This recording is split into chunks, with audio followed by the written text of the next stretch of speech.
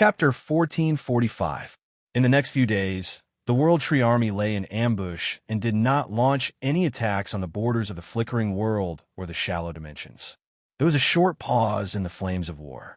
However, the strategic command center of the three universal civilizations did not relax at all. The atmosphere was as if they were facing a great enemy. They knew that this was only the calm before the storm. The armies that were originally stationed in the various star fields for emergencies were put to use. They all entered a state of war and patrolled the areas they were in charge of. The coded particles leaked the star map of the entire explored universe, including countless spatial coordinates. The enemy had too many routes to choose from, and it was possible to invade from anywhere. Han Xiao sent most of the mechanical oracles to the main universe to increase the scale of the high-level combatants. Originally, the three universal civilizations already had the advantage in terms of individual strength, but if the World Tree invaded, the role of the high-level combatants would be completely different from a head-on battle. Extremely high flexibility brought about powerful destructive power, and the battlefront would be divided into countless pieces. As the defending side that had to chase after the enemy, they're beyond grade as would still not be enough. Apart from dealing with the changes in the situation, Han Xiao had also been secretly searching for spies from foreign civilizations over the past few days. Unfortunately, he was looking for a needle in a haystack and did not find anything. However, he did have some results from his investigation of the Supercluster Alliance. So, they want to escape while the battle is intense, and the three universal civilizations have no time to care about other things. They want to leave their control and head to the unexplored universe to find a place to reproduce and develop freely. Han Xiao looked at the information on the virtual screen with a strange expression. How badly had they been bullied by the three universal civilizations to the point that they did not even want their hometown? He could roughly understand the thoughts of the Supercluster Alliance. If they stayed in the explored universe, they would only be suppressed endlessly and restrained by the three universal civilizations. No matter how they developed, they would not be able to surpass these three ceilings. When the situation was reshuffling due to the invasion of foreign enemies, the Supercluster Alliance considered their future and made a choice. In order for their civilization to develop freely, they decided to take the risk and explore the unknown. This was understandable. After all, they had never been on the same side as the three universal civilizations. This is bad. The invasion of the World Tree is their chance to escape. If they really do that, yellow mud will fall into their pants. Even if it isn't SH*T, it will still be SH*T. Han Xiao rubbed the space between his eyebrows, secretly feeling a headache. He had already told the three leaders about the results of the third party and even directly pointed out the existence of the lore civilization. However, the situation was not unexpected. The three of them did not say that they did not believe him at all, but they only accepted that this was one of the theories. Unless there was conclusive evidence, they would continue to look for the traitor. Only when the battle became chaotic and the three universal civilizations could not spare any energy would the Supercluster Alliance be able to carry out the plan. However, it just so happened that someone leaked the information at this time. Wasn't this a coincidence? To be honest, if Han Xiao did not know the truth, he would have felt that the Supercluster Alliance was an iron wolf from the perspective of the three universal civilizations. They would definitely have attracted the invasion of the World Tree to escape. In his previous life, the Supercluster Alliance did not do this. Instead, they stood on the side of the Galactic Society and fought against the foreign enemies together. This time, they made a completely different choice. Perhaps it was because the time was different and the upper echelons were different, so the logic of their decision was different. Perhaps it was because their situation was slightly different from his previous life, and most of it was because of the butterfly effect that he had brought about. It was even more likely that the Supercluster Alliance had not personally witnessed the power of the World Tree's invasion like in his previous life, and had not experienced the true threat of this universal calamity, so they still felt that they could stay away from the flames of war. In other words, they had not been beaten up by the World Tree. I have to convince the Supercluster to cancel the escape plan, or the internal division will be right in front of us. However, This kind of grand strategy involves the development of future civilizations. No matter how big my face is, the supercluster will not be moved by me with just a few words. Han Shao pondered. On one hand, he did not want the supercluster to take the blame and let the third party get away scot-free. On the other hand, the Galactic Society needed the strength of the supercluster to resist the invasion of the World Tree.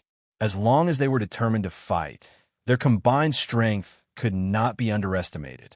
They were also an important part of the explored universe's strength. I have to think of a way. Just as he was thinking, an urgent internal message from the three universal civilizations' military popped up on the virtual screen. Primeval Star River, Ancient Star Desert, Sea of Star Spirits, Black Hole Edge, Endless Nebula, Shattered Star Ring, and other star fields have discovered traces of the World Tree Fleet. Request reinforcements. Request reinforcements. Han Shao suddenly sat up straight, and a cold light flashed in his eyes. It's here. In the ancient star desert, blue wormholes were formed one after another, forming a huge, oval-shaped spatial rift. It was as if a god had cut open the curtain of the universe, leaving behind a dark blue scar. Immediately after, a green light appeared in the huge spatial rift. It turned from dark to bright, from small to large, and finally turned into an overwhelming green tide that poured out. The seemingly endless World Tree Fleet crossed the border of the flickering world and descended along the wormhole. The dense hyperdrive streams condensed into pillars of light that shot out in all directions. Like a plague virus that had been injected into the enemy's body, it began to spread in the blink of an eye. Countless World Tree warriors had fanatical looks on their faces as if they were holding a carnival. After being in a stalemate for so many years, they had finally charged in and dismembered their prey. The planets that the World Tree Fleet passed by had violent fluctuations in the outer space. Thick World Tree roots tore open spatial rifts as if they were drilling through the soil. They extended out from the void and stabbed into the planets. Like straws, they extracted dazzling energy that could be seen with the naked eye. The planet's crust softened and flowed into the World Tree roots like a fluid. The planet's mantle and core were also devoured in large mouthfuls. The planet slowly shriveled and rapidly declined. Wherever the green tide passed, the stars slowly extinguished and the planets gradually melted, leaving behind only death and desolation. This reminded the World Tree warriors of the past. They roamed the boundless universe, tasting the delicious taste of the enemy's territory without any scruples. They cut off pieces of meat from the struggling prey and ate everything from the enemy like they were alive. After all, they were the top hunters in the universe, the only predators. The same scene happened in multiple star fields at the same time. In a hurry, the Galactic Alliance Army and the local star system and star cluster civilizations launched a counterattack, chasing and intercepting them. The flames of war burned through the explored universe like a prairie fire. The battlefront was divided into countless lines, and the World Tree experts finally had a place to use their strength. They were scattered all over the place and moved in groups of 2s and 3s, completely displaying the flexibility of high-level combatants. The Beyond grade, as of the three universal civilizations, could not continue to stay together. They could only leave Aurora and split up to reinforce the various areas. The sudden change scared countless galactic residents. The good situation was instantly reversed. The foreign enemies wreaked havoc in the territory, and the panic that was suppressed in the bottom of their hearts broke free from the reins of rationality. It gushed out like a volcanic eruption, burning away their remaining rationality. Many refugee planets were in chaos. The ancestral Tree King looked into the distance. His gaze seemed to have passed through the barrier of endless space and locked onto the direction of the central galaxy. Eat everything. You have given us a feast, and we will return to spare. In a certain army base in a shattered star ring, the Black Star Corps were exchanging fire with the descending World Tree Fleet. In the battlefield, there was also a black tide formed by mechanical soldiers moving about, tearing apart the World Tree battleships one after another. on a planet not far away. Dozens of world tree roots had already pierced into the core of the planet and were absorbing energy.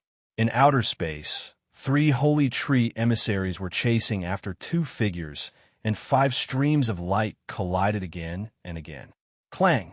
Lodehair held a dagger with both hands, one facing forward and one facing backward. The speed of the blade was as fast as lightning, and it danced in a silver glow. His body was agile, and he moved back and forth between the 3 holy tree emissaries. He fought fiercely, and the silver dagger collided with the laser beams and magic again and again. He looked unstoppable, but in reality, he was already covered in injuries. In the intense battle, he had to divert his attention to take care of Carrot, who was slightly weaker, so it was inevitable that he would reveal flaws. Lodehair crossed his daggers and slashed out a resplendent light blade, forcing the mechanical pugilist holy tree emissary to retreat. A light suddenly lit up from the corner of his eyes, and he dodged to the side without hesitation. All of a sudden, a gorgeous high-level arcane light pierced through his waist, leaving behind a burn mark. Did you dodge the attack? Your reaction is quite fast. The mage holy tree emissary who attacked spoke with a regretful tone. Among the 3 holy tree emissaries, 2 of them had never appeared on the battlefield before. They were all foreign experts who had been holding back. It was only when they entered the territory of the 3 universal civilizations and split up countless battlefronts that the world tree activated the foreign experts to increase the scale of their high-level combatants. Butler on one hand, they were flexible enough to split up. Even if Black Star had the method to awaken the foreign experts, they would not be caught in one fell swoop. On the other hand, the world tree did not care about anything else. As long as they could speed up their invasion, they did not care about losing some people. They were already mentally prepared for a portion of their experts to be wiped out by Black Star's information form obliteration. Lodehair's expression was tense. He pressed on his wound and used his energy to urge his cells to recover quickly. The wound quickly scabbed over. He glanced at his 3 opponents and was shocked. His pugilist style focused on agility, concealment, and assassination.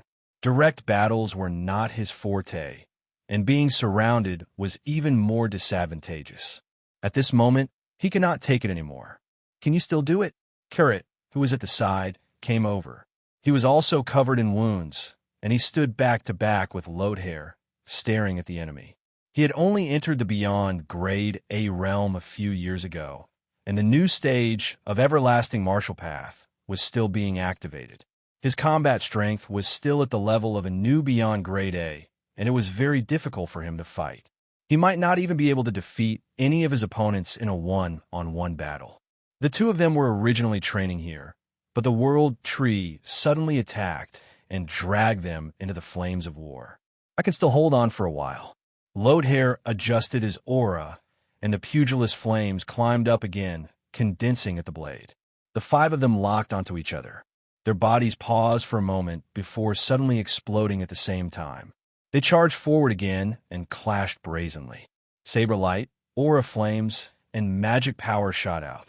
The 5 streams of light were like 5 threads, tangling into a mess.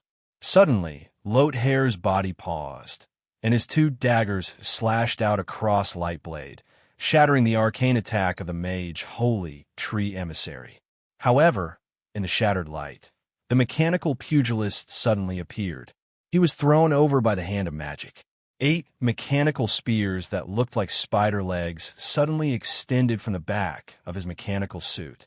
The tip of the spear broke through the protective flames and pierced into Lodehair's body. Crack! The silver blade flashed, and the 8 mechanical spears were cut off. The cut was as smooth as a mirror. Lodehair retreated quickly, controlling his muscles to squeeze out the spear tip that was broken in his body, leaving 8 shallow wounds. This injury was just a superficial wound to him.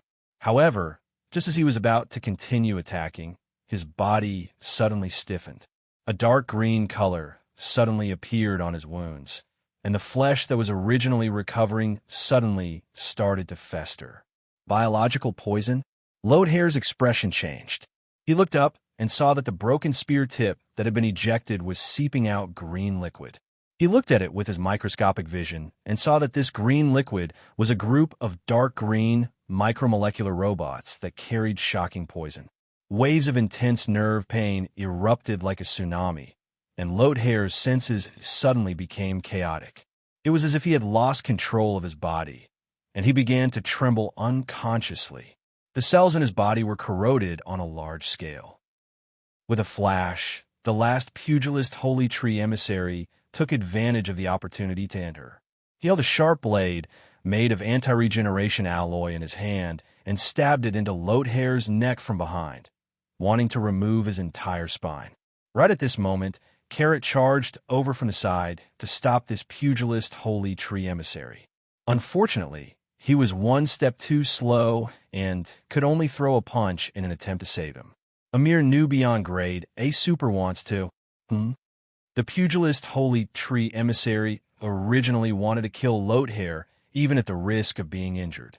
However, just as Carrot's fist approached, a strong sense of danger exploded in his heart. The flames all over Carrot's body flowed like water, condensing into the tip of his fist.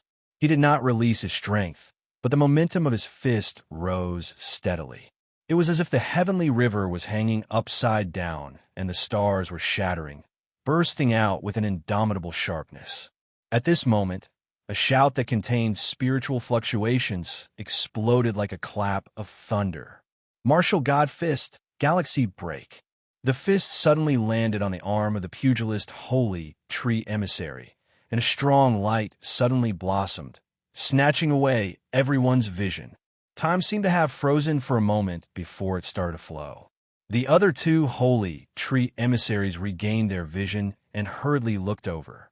They saw that Carrot had already retreated to the side with Loathair in his arms, while the pugilist holy tree emissary stood rooted to the ground, still maintaining his defensive posture, but he did not do anything else.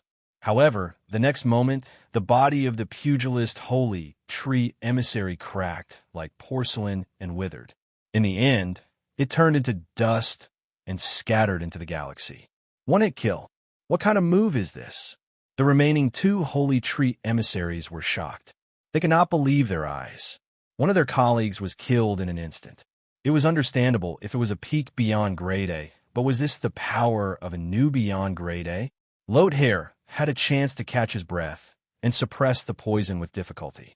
Seeing this scene, he could not help but widen his eyes. You've already created that kind of fist technique. Who?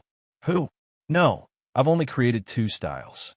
I'm still far from perfecting the martial god fist. Carrot had expended a lot of energy. This punch had gathered all of his essence, energy, and spirit, and its power far exceeded his level. At this moment, his entire body was sore and weak, and his stamina was almost depleted. When he stepped into the beyond grade A realm, Carrot had some special insights and an idea. He wanted to create a pugilist style that was suitable for him and named it Martial God Fist. The reason he used this name was not because he was arrogant, but because it contained his expectations for himself. He hoped to create a beyond grade A fist technique that would allow a heifer to fly into the sky. All these years, Carrot had been fumbling around and integrating the strengths of hundreds of schools. Until now, he had only comprehended 2 moves. The power was extremely exaggerated, but the consumption was also frightening. With his foundation as a beyond grade A pugilist, he could only throw 3 or 4 punches. Loathair looked at the enemy's corpse that had turned into dust and said, "What a terrifying move. You've already surpassed me. Do you want to learn? I can teach you." Carrot smiled shyly. The 2 of them thought that this martial god fist was powerful, but if Han Xiao was here, he would be able to see that although the martial god fist was mysterious, it would not be able to display such power when used by others. The truly powerful one was Carrot himself. This was because the process of creating the martial god's fist was also the stage where Carlet integrated everything he had learned. During this process, he would be able to comprehend a new specialty almost every few days. Among them, 3 of the pugilist specialties were extremely powerful. Martial Saint Might. When used, The base power of any pugilist skill will increase by 80% to 240%. Martial God Fist Ancestor. When using the Martial God Fist series of skills, the base power will increase by 100% to 300%. One Punch Martial God. Every time you use the Martial God Fist series of skills to hit the opponent, you can trigger a heavy injury or instant death judgment. The success rate depends on the power of the skill, the difference in level, energy rank, attribute, and so on. If the judgment fails, an additional 50% to 150% damage will be dealt. With a bunch of pugilist talents, although Carrot was only a new Beyond Grade A Super, his explosive power was unbelievably strong. As long as he was lucky, it was even possible for him to instantly kill the enemy. Bang bang. Carrot clenched his fists, looked at the two holy tree emissaries, and said to Lodehair, "I still have some combat strength left. Continue attacking. Don't let them escape." Okay. Lodehair gripped his dagger tightly, his eyes sharp. In the time when many people were not paying attention, the face of the pugilist was quietly taking shape. Chapter 1446. Somewhere in the Sea of Star Spirits, a planet of refuge was already tightly wrapped by the roots of the World Tree. The soil, minerals, and forests all turned into liquid and flowed into it. In the distance, the emergency ship carrying the people of this planet was fleeing in the Sea of Stars. Behind the fleeing fleet, a World Tree fleet was chasing after them. The escort fleet of the Galactic Alliance Army was covering the fleeing fleet, fighting as they moved. The two sides exchanged intense fire, leaving behind traces of energy explosions everywhere they passed. The light was reflected in the panicked eyes of the fleeing people. 10 figures with a metallic luster charged left and right in the escort fleet, constantly shooting out psionic cannons, destroying spaceships one after another. They were the Mechanical Apostles, and their master was in the main ship of the World Tree fleet. It was a Lord's avatar, controlling the mechanical army to fight from afar. However, there was not a single Beyond Grade A in the escort fleet, so they could only use their battleships to stop the advance of the 10 Mechanical Apostles. The enemy has a Beyond Grade A mechanic. We urgently need high-level reinforcements. Seeing the one-sided situation, the commander of the escort fleet had no choice but to order the fleet to fight and retreat. He also anxiously asked for reinforcements in the military channel. The World Tree sent out a large number of foreign experts without any hesitation. The number of high-level combatants instantly exceeded the 3 universal civilizations, and all of them moved out, pulling their forces apart. As a result, the 3 universal civilizations did not have enough Beyond Grade as to stop every World Tree expert. There would always be gaps. In this battle, this fleet that escorted the evacuation of the civilians did not have any high-level combatants. When they encountered the World Tree fleet with the Mechanical Army commander, they were immediately beaten black and blue. Please continue to hold on for a while, releasing the Beyond Grade as who are currently free. The military artificial intelligence's reply immediately sounded in the channel. The commander gritted his teeth and shouted, ordering the fleet to continue attacking. However, the scale of their army did not change qualitatively.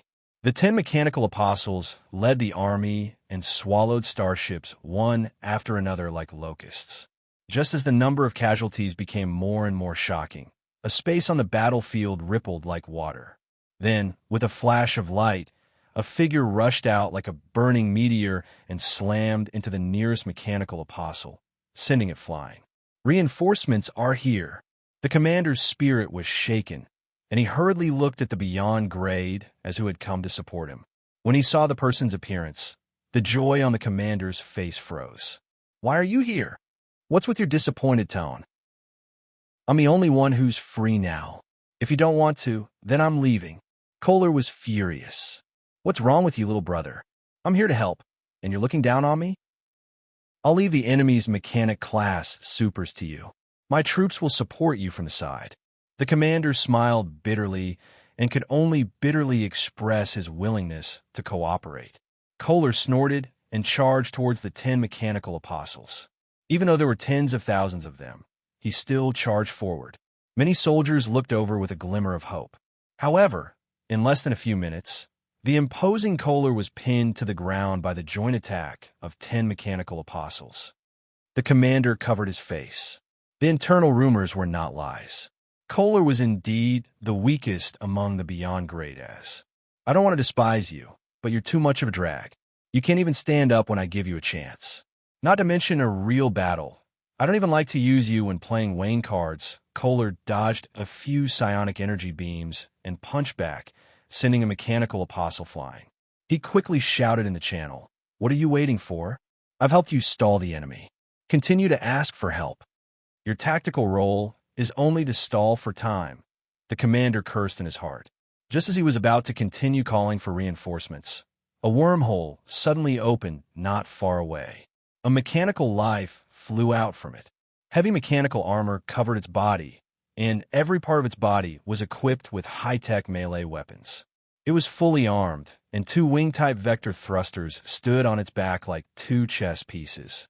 It was one of the Black Star mechanical oracles who had received the order to support the various battlefronts in the main universe, the heaven-suppressing flag. Black Star's elite troops are here. Kohler was overjoyed and quickly waved. "They're on our side. Relay." Electric arcs flashed in the eyes of the heaven-suppressing flag, and the thrusters spewed out streams of light. He instantly accelerated and rushed into the battle in a flash.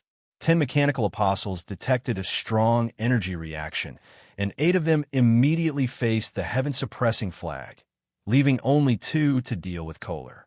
A dense barrage of psionic cannons shot out, and the arm of the heaven-suppressing banner turned into a heavy shield.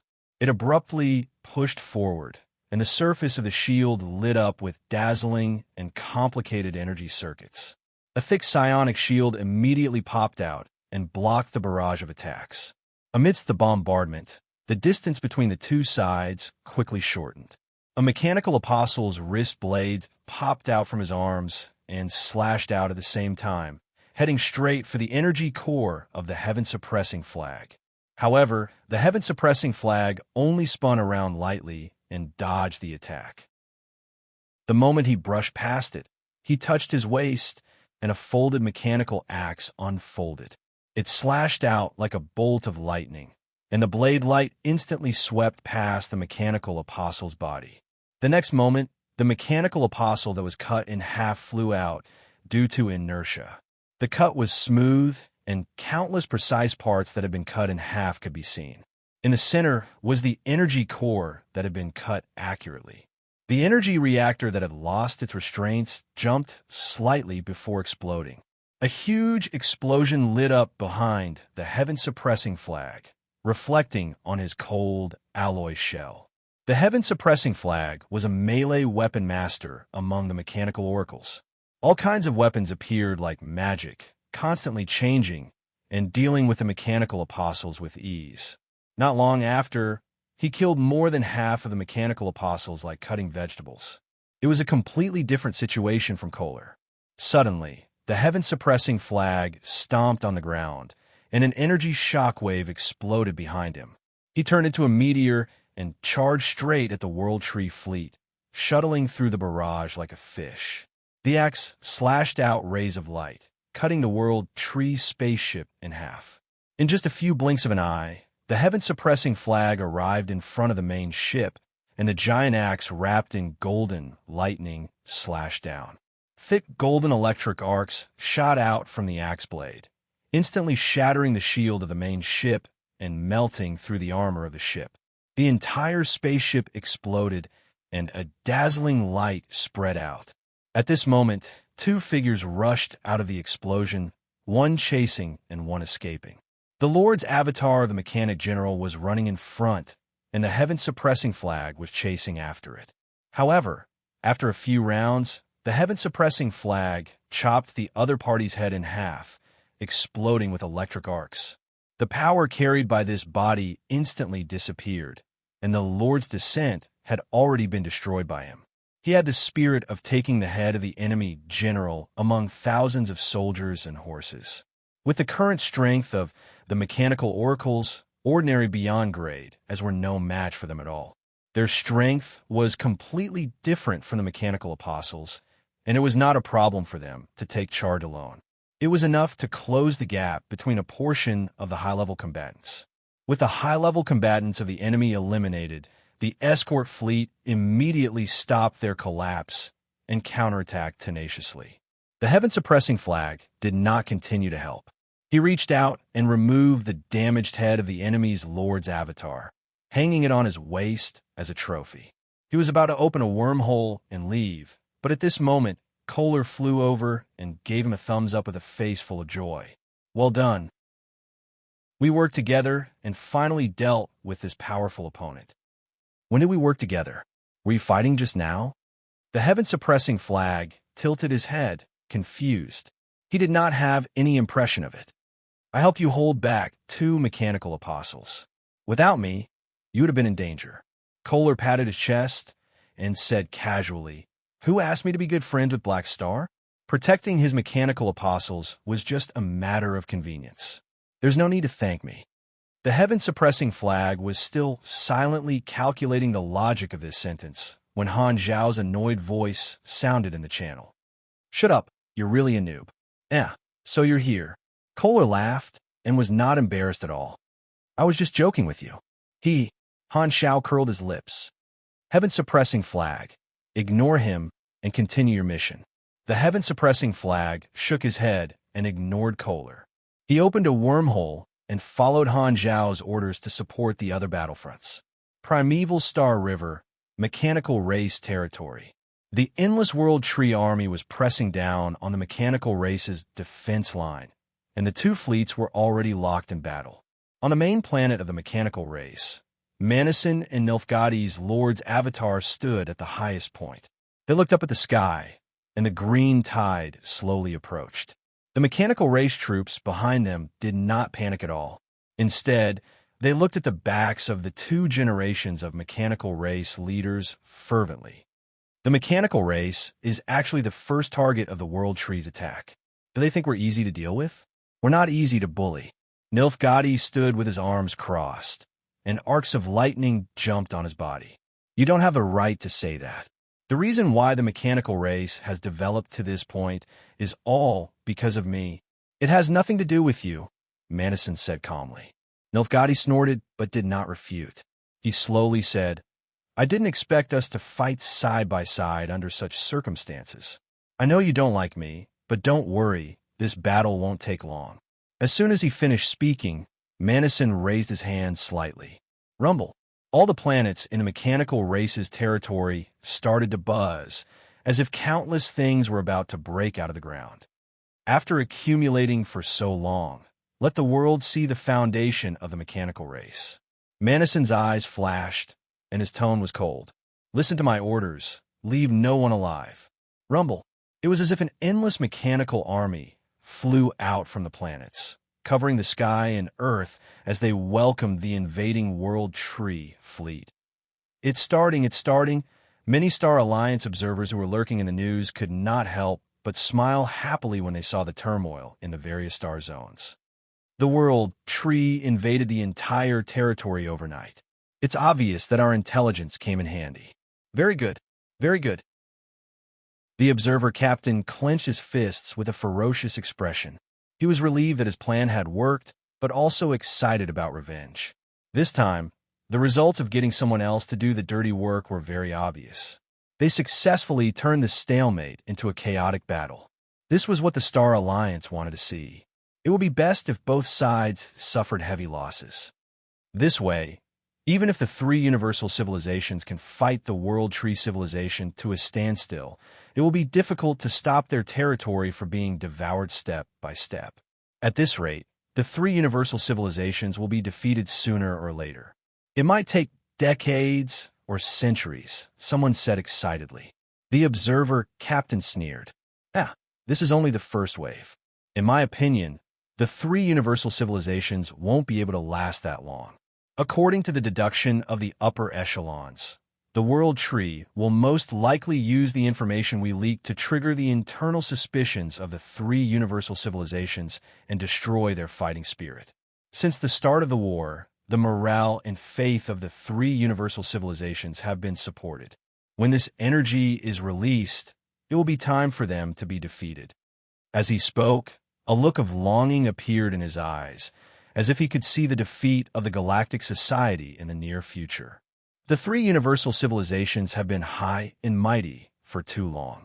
It's time for them to taste the feeling of their homeland being destroyed, just like us back then. On the other side, the Supercluster Alliance. The sudden, full-scale invasion of the World Tree shocked the Supercluster Alliance. Although the Supercluster Alliance had received some news from the three universal civilizations over the past few days, they had only asked them to strengthen their internal defenses. There was no mention of the inside story, so the Supercluster Alliance did not know about the leak of information in the explored universe. The various star fields were attacked, and the various supercluster civilizations were naturally targeted.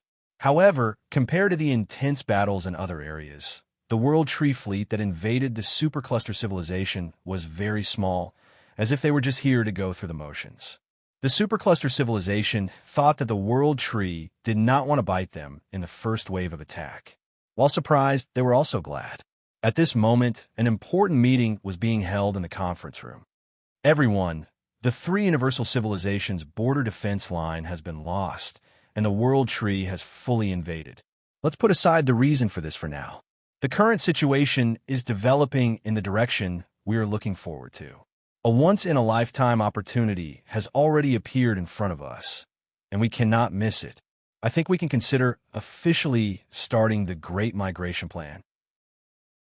The Star Arc leaders spoke with a deep voice. Everyone whispered to each other and discussed among themselves. Their faces were filled with hidden surprise. Everyone felt that it was very magical. Originally, they could only passively wait for the opportunity to break out, but they did not expect the opportunity to come so suddenly. It was as if the goddess of luck was on their side. Seconded. I agree too. Everyone voted one after another. They had been waiting for this opportunity for too long, and there were very few objections. Now that the World Tree had successfully invaded, it was tearing apart the flesh and blood of the explored universe every second. The three universal civilizations could not care less about one thing and the other. If they stayed here, they would only end up being devoured and wasting their troops. No one wanted to lose everything, so they decided to give up on the territory that would fall sooner or later and leave as soon as possible to preserve their strength. They did not want to leave at all. Seeing this, the Star Arc leader nodded, took a deep breath, and said, "It seems like everyone's opinion is more or less the same. It's decided then. Let the three universal civilizations drag it out with the World Tree for a while longer. After they officially enter a stalemate, we will immediately start the plan." As he spoke, he paused for a moment before continuing solemnly. "Everyone, once we embark on this path, there is no turning back. For the future of our civilization, we can no longer rely on others." Everyone nodded slowly. The tragedy of the pinnacles, the economic blockade, the trade sanctions, the encirclement of the flickering world, the experiences of being bullied by the three universal civilizations flashed through their minds one by one, making them even more determined. However, just as the Star Arc leader was about to give a speech to strengthen his determination, a communication request from Han Xiao suddenly popped up on the virtual screen. "Black Star? He wants to see us at this time?" The eyes of the upper echelons of the civilizations present narrowed, and their nerves tensed up. As the saying went, a thief has a guilty conscience. Although their escape was the result of careful consideration, from the perspective of a war, it was considered a deserter. Therefore, just seeing Han Zhao's name made everyone feel an invisible pressure. The Star Arc leader raised his hand and gestured for everyone to calm down and keep quiet. "Connect me and listen to what Black Star has to say." Chapter 1447. Han Zhao's remote projection appeared in the conference room. With a glance, he had already seen the expressions of all the superstar cluster leaders sitting there. He could not help but chuckle and joke. He could not help but chuckle and say, "Everyone, what were you talking about just now? The atmosphere is so solemn. We're naturally talking about how to deal with the invasion of the World Tree. the Star Arc leader said with a deep voice. Is that so? But as far as I know, the World Tree Civilization's army doesn't seem to have harassed your territory much. Most of your troops are still on standby. Han Xiao shrugged. The entire galactic society is united against a common enemy as a whole. If other areas are attacked, it will also affect our safety. Under the premise of ensuring the safety of our homeland, we will naturally lend a helping hand, the Star Arc leader said righteously. Han Zhao's expression became subtle. These words coming from your mouth are really strange. With the invasion of the World Tree, we're already in the same boat. The Star Arc leader nodded and said with a solemn tone, If you think so, that's for the best. Han Xiao raised his brows. He knew that the Star Arc leader was most likely just saying that and did not mean it. A supercluster leader coughed and asked, Your Excellency, why are you here? Your Excellency Black Star, are you here to discuss the invasion of the World Tree? Han Xiao looked at him and nodded. You can say that, but I'm mainly here for you guys. Everyone exchanged glances, and the Star Arc leader said, I hope you can explain it clearly. Han Xiao raised his arms, crossed his arms, and said casually, Don't worry. The invasion of the World Tree has become an established fact. How much do you know about the cause of this matter? We're not very clear about the inside story. The World Tree was originally blocked by the 3 universal civilizations at the border of the flickering world, and the situation was very stable. However, the enemy suddenly launched a full-scale invasion. They must have used some method to obtain information about our territory, but we don't understand how they did it. The Star Arc leader frowned and shook his head. I can tell you the inside story. This is not the World Tree's initiative, but someone deliberately leaked information about the explored universe and boldly colluded with the enemy.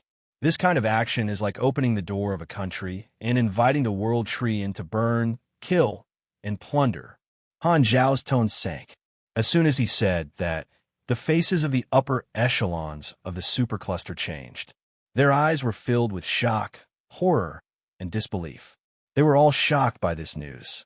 The Star Arc leader's eyes flashed with shock. He emphasized and confirmed again, You mean there's a traitor in the Galactic Society? That's right. Han Xiao nodded slowly and said softly, We are still investigating the identity of the traitor. Suddenly, there was a slight commotion in the room. Everyone whispered to each other and discussed spiritedly. The Star Arc civilization was also puzzled. To be able to successfully hand over the information to the World Tree, they must have decent technical strength. They actually chose to betray us in such a dangerous situation. What exactly are they planning? However, halfway through his sentence, he suddenly paused, raised his eyes, and looked at the expressionless Han Xiao in bewilderment. The upper echelons also came back to their senses. They all guessed Han Zhao's true intentions, and their expressions changed.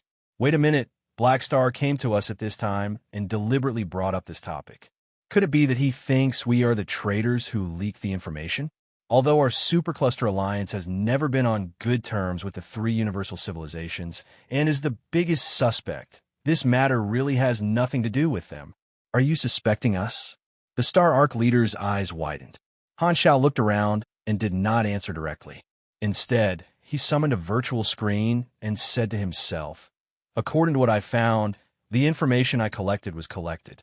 According to the information I've found, more than 10 years ago, you initiated a plan named Great Migration. The specific content was to take all the people and resources out of the explored universe and find another country while the war was going on. Only when the 3 universal civilizations and the World Tree are in a stalemate will you have a chance. Halfway through his sentence, the expressions of the upper echelons of the Supercluster Alliance became even more solemn. They thought that this plan was rather secretive. Gathering the people and resources was nominally for the sake of war, but on the surface, it was a reasonable motive. At most, they would think that they were leaving a way out for the sake of losing the war.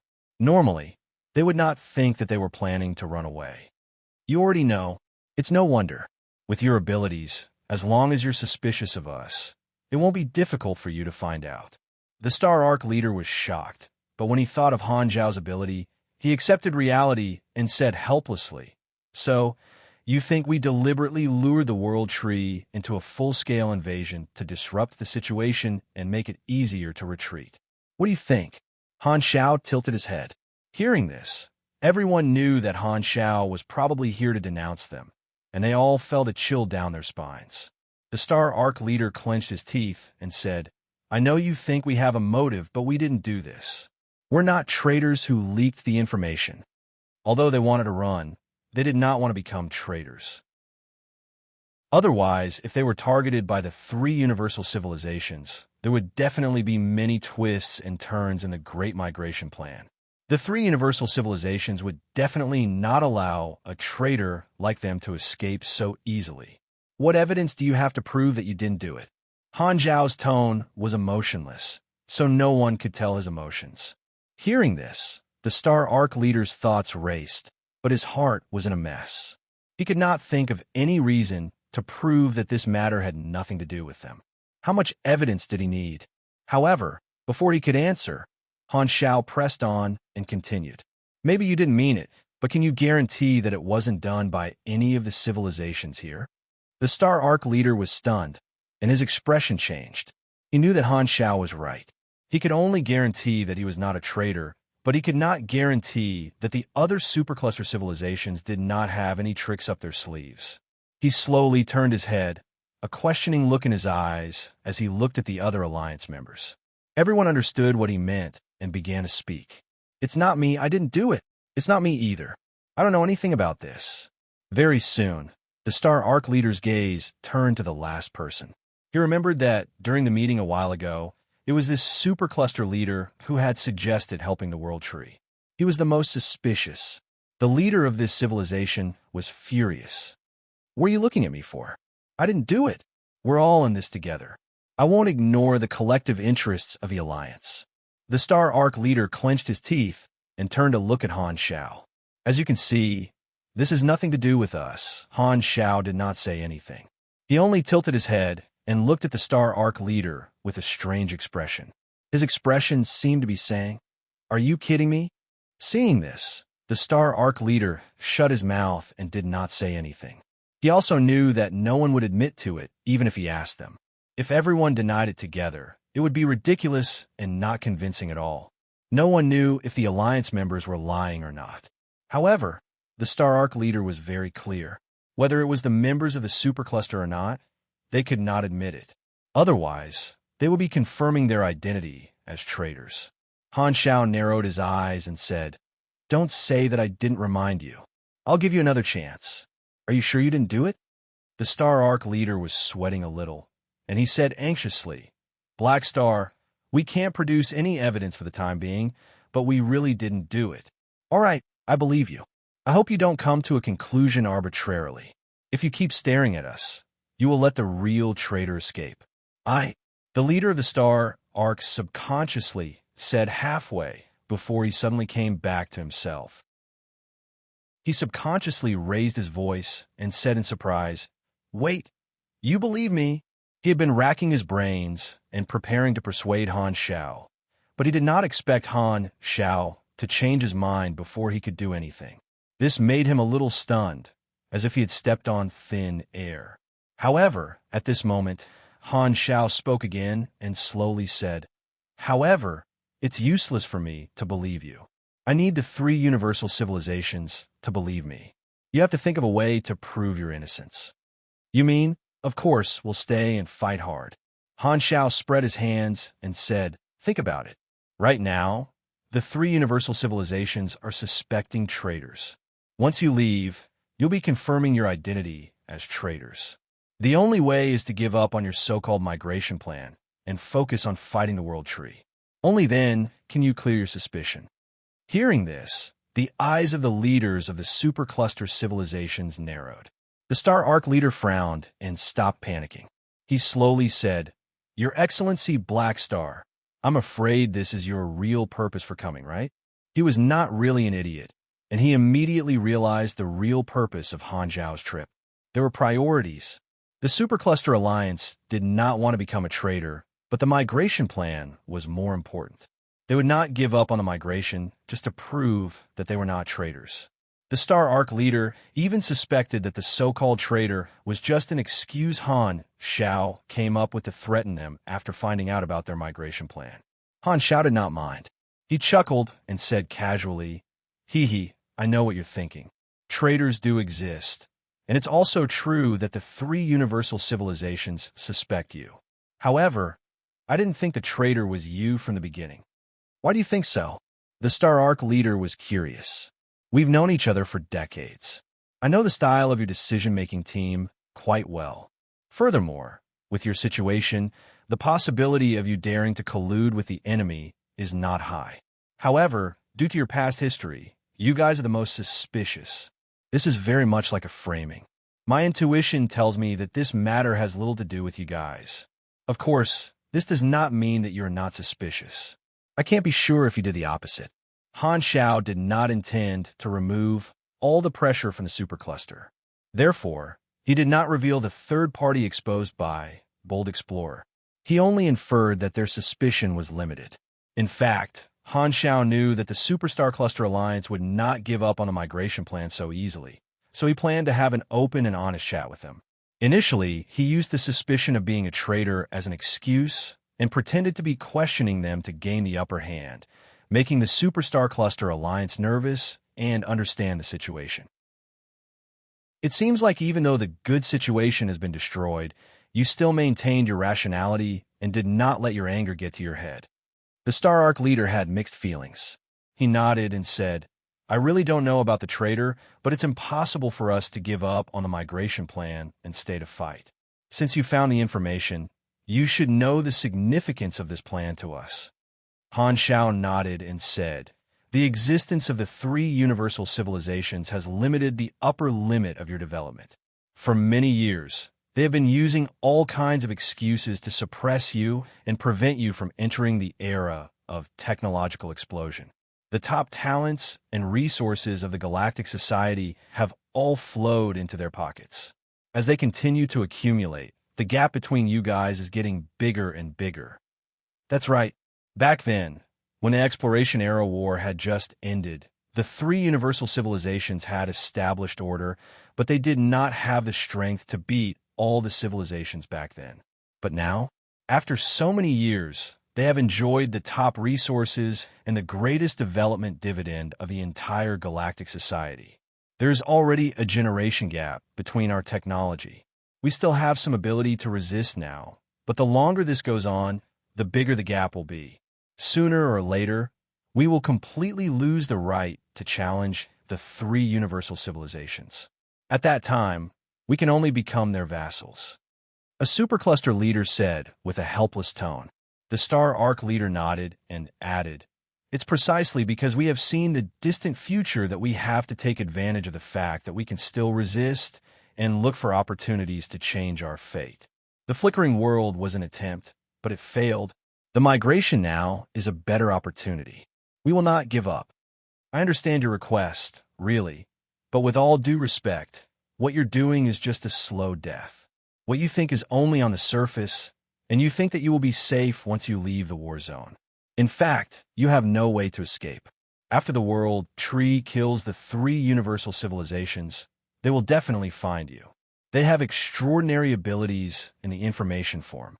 Han Xiao explained the information form ability of the world tree to track its prey in detail, ensuring that everyone present knew the real situation. Then he paused and continued. After a pause, he continued, "Therefore, your only way out is to stay and destroy the world tree civilization with us. This is a very simple choice. This way, your development might not be free enough, but at least your civilization can continue." The many superstar cluster leaders looked at each other and discussed in low voices, not entirely convinced. The Star Arc leader pondered for a while before slowly saying, "You've put in a lot of effort to get us to send our troops to the battlefield. You even personally acted as a lobbyist. Let's assume that what you said is true, but I have a concern that I need your answer. Speak. Will the three universal civilizations let us off so easily?" The Star Arc leader leaned forward and asked, "Let me make it clearer. If we defeat the world tree and win back peace, How can you guarantee that the three universal civilizations won't settle the score afterward? How can you guarantee that they won't label us as traitors again and attack us? Everyone stared at Han Shao with oppressive gazes. This was not the first time the three universal civilizations had used groundless tricks on them, so the Supercluster Alliance did not have any hope of clearing their names. Whether they were traitors or not depended on what the three universal civilizations said. If they were accused of colluding with the enemy after the incident, there would be almost no way for them to turn things around. They might even be wiped out. Regarding this, Han Shao stroked his chin and said calmly, "If we win this battle and you guys don't migrate, I can stand on your side and prevent the three universal civilizations from using such methods. Furthermore, I'll try my best to help you break the long-term restrictions of the three universal civilizations so that you guys don't have to abandon your homeland and can still have the chance to develop freely." You? The Star Arc leader narrowed his eyes. "You might have such an influence, but why are you doing this? Don't forget, war is a great reshuffle. The situation after the war will definitely be overturned. The three universal civilizations are rarely weak and have lost their grip on us. This is the best time to change. Also, helping you guys is also helping myself. Without the invasion of external enemies, we're all thorns in the eyes of the three universal civilizations. We have a lot of room for cooperation." Han Shao said slowly. The Star Arc leader remained unmoved and said indifferently, "Sounds good, but how can you guarantee that you won't go back on your word like before? You have to know that your reputation is not very good." "I don't need to promise anyone." Han Shao did not reply at all. He casually said, "I'm just telling you which path is dead and which path is alive. I'm helping you analyze the pros and cons and providing you with a better choice. However, I can't make decisions for you. What if we don't accept your suggestion?" The Star Arc leader's tone was solemn. "If you guys insist on going your own way, I'll express my regret. Without the armed forces of the supercluster, the pressure on us will be greater and the losses will be more exaggerated. However, our chances of winning are still very high." Han Shao stroked his chin, paused, and said softly, as for you, do I need to tell you what will happen to deserters like you? With me here, you can find me no matter how far you run. Don't blame me when the time comes. I've given you guys a chance." Everyone's expressions changed. They could hear the blatant threat. "Black Star," one of the leaders of the Moto civilization, shouted angrily, "We know that you're very strong. No one might be your match in terms of individual strength, but do you think you're really invincible after entering the Transcendent Grade? Do you think you can influence the joint decision of so many civilizations with just your words alone?" Han Shao shook his head and said frankly, "No, there's no such thing as true invincibility in the world.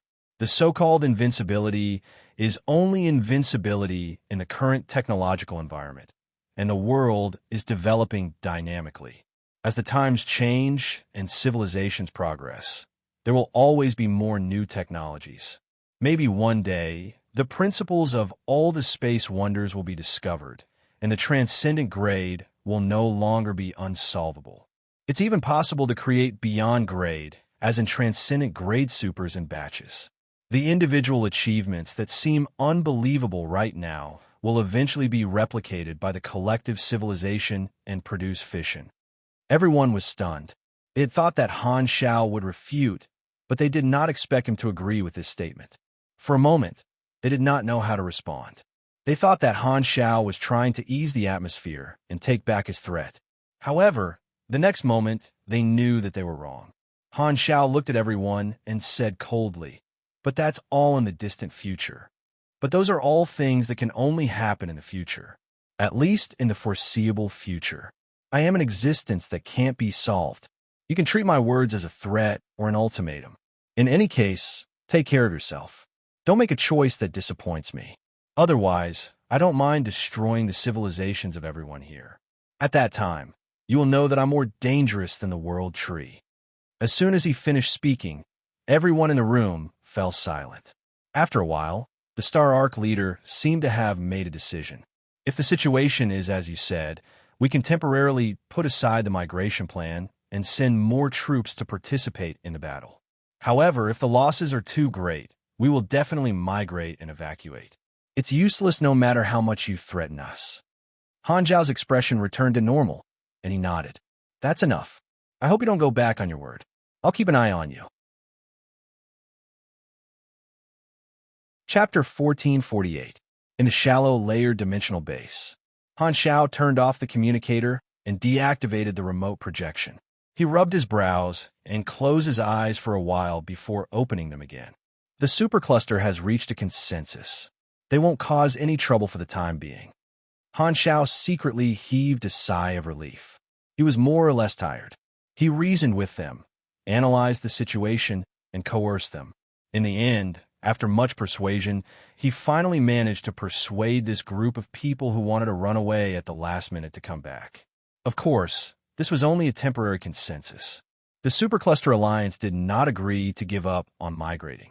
They were only willing to stay and observe for a while and increase their support. However, this was enough. If the Supercluster Alliance did not give him face and ran away, even if he could make the Supercluster Alliance pay the price later, he would not be able to stop the negative chain reaction in the war. Now, the armed forces of the explored universe were not lacking, and an internal division had temporarily disappeared before it erupted. The Supercluster Alliance would not become a traitor for the time being. Damn it, I'm indeed the one in charge of the Galactic Society. I'm so worried. Han Xiao shook his head and opened the real-time military star map of the explored universe. Regions appeared in front of him in blue, and inside the star fields, green spots were appearing and expanding at an extremely slow speed. This represented the range of the World Tree's invasion. The World Tree is coming aggressively, but the three universal civilizations have such a large territory. Even if the World Tree blossoms, it will have to slowly invade. Although the battle is intense, the threat in the short term is still maintained at a relatively low level. Han Zhao's eyes flickered as he analyzed. The sudden change in the situation would more or less affect their mentality. The three universal civilizations were a little flustered, but Han Xiao still maintained his composure. He ignored the anxiety of his territory being devoured and calmly judged the situation. After all, he had seen worse situations in his previous life, so this small scene could not scare him. No matter how powerful the World Tree was, it had to slowly devour them.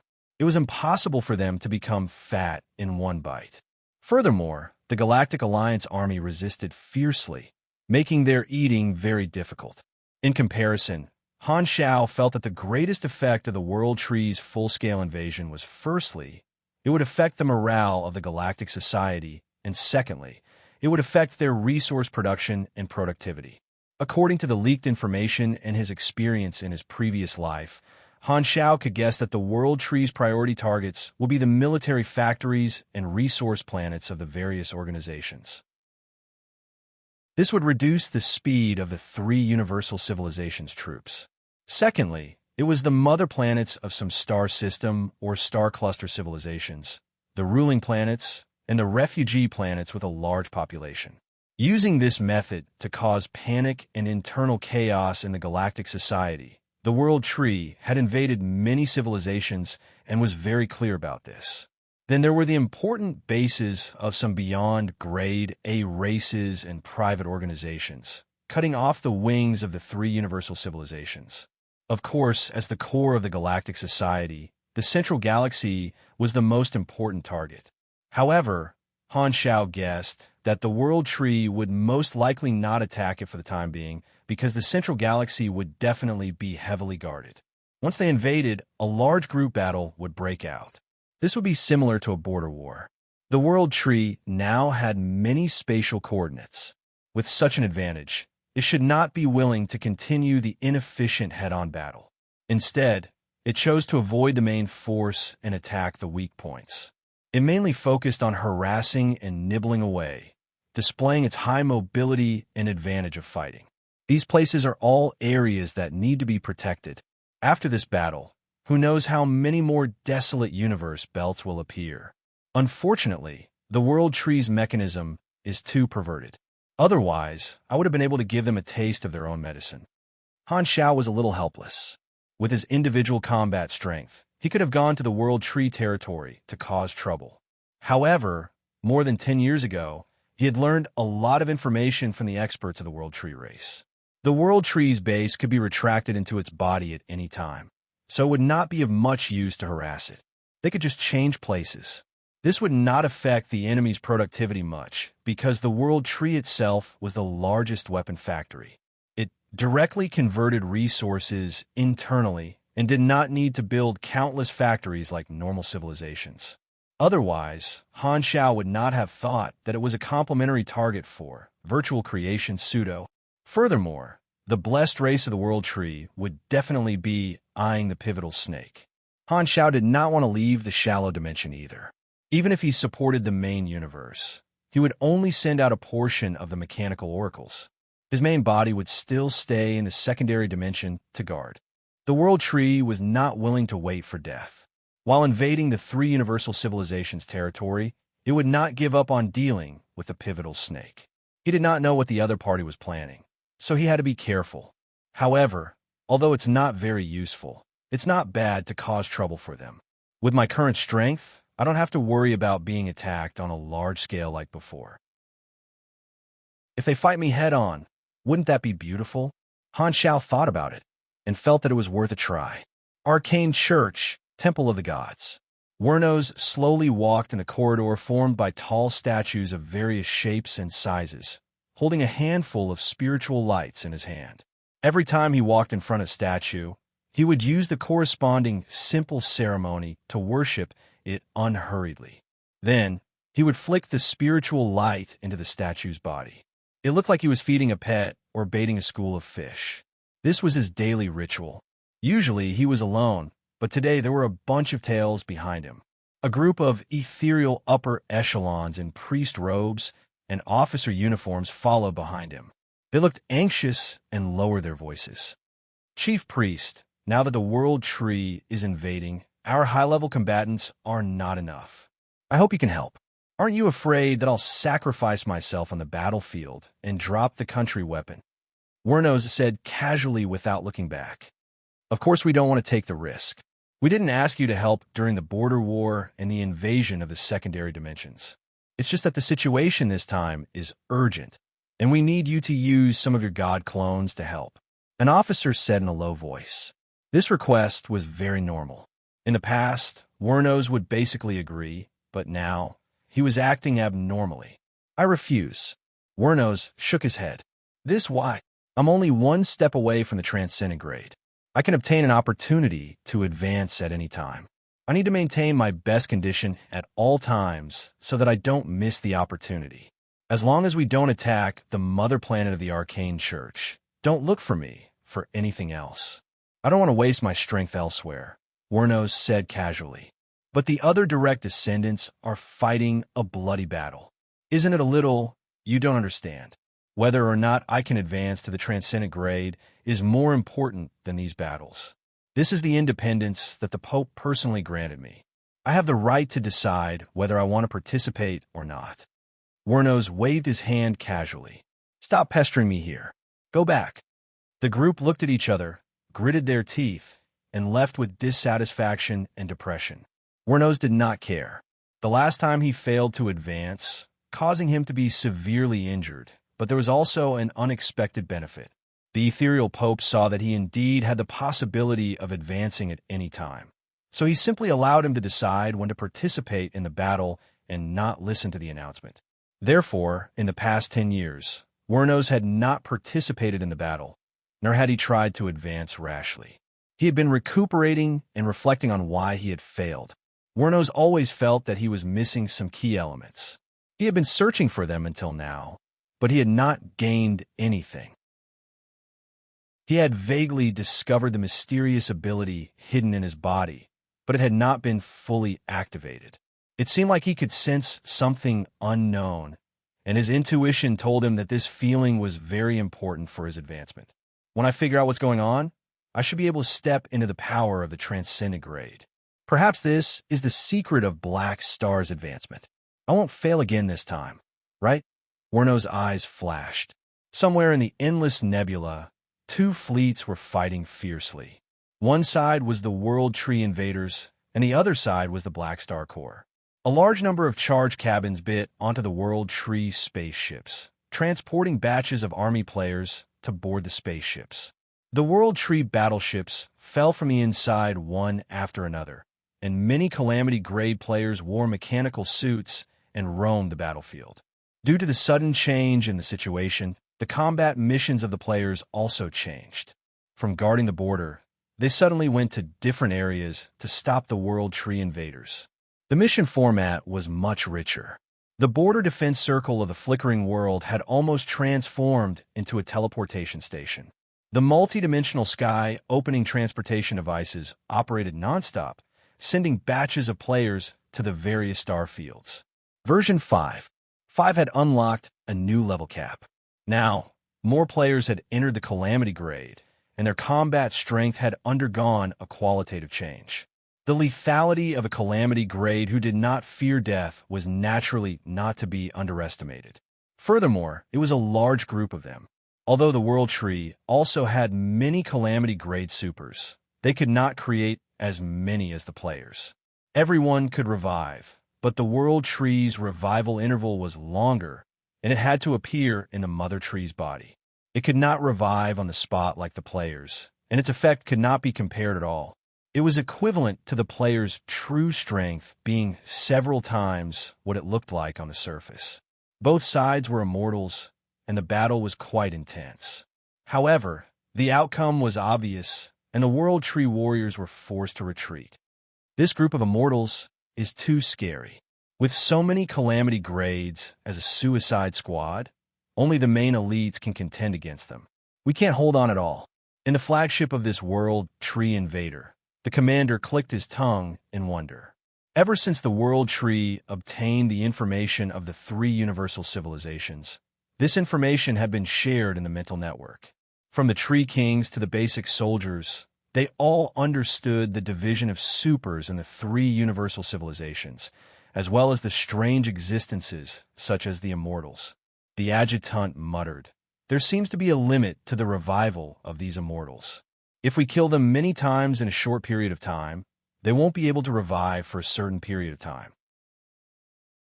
The commander muttered, "I wonder what kind of existence this is. What kind of power does their revival come from?" The adjutant shrugged and said, "Maybe they have a World Tree too. Who knows?" A few days later, somewhere in the World Tree territory, a wormhole slowly opened and spat out a mechanical body. It was Han Zhao's Lord's avatar. Han Zhao twisted his neck and activated the self-examination of his body. The outer armor opened and closed like scales, revealing fine gaps. He felt the exquisite feeling of the mechanical body and let out a comfortable groan. Because of energy base god of all machines, the transcendent grade Lord's descent had improved his perception. When the beyond grade a Lord descended, there was still a barrier between his perception and the Lord's body. Although he could control it like an arm, he could clearly recognize that it was not his own body. Now that the Lord had descended, the Lord's avatar felt no different from the main body. It did not feel like a mechanical avatar, but like an additional main body, smoother and more exquisite. If one had to give an example, the Lord's descent of a beyond grade, it was like a remote control in virtual reality.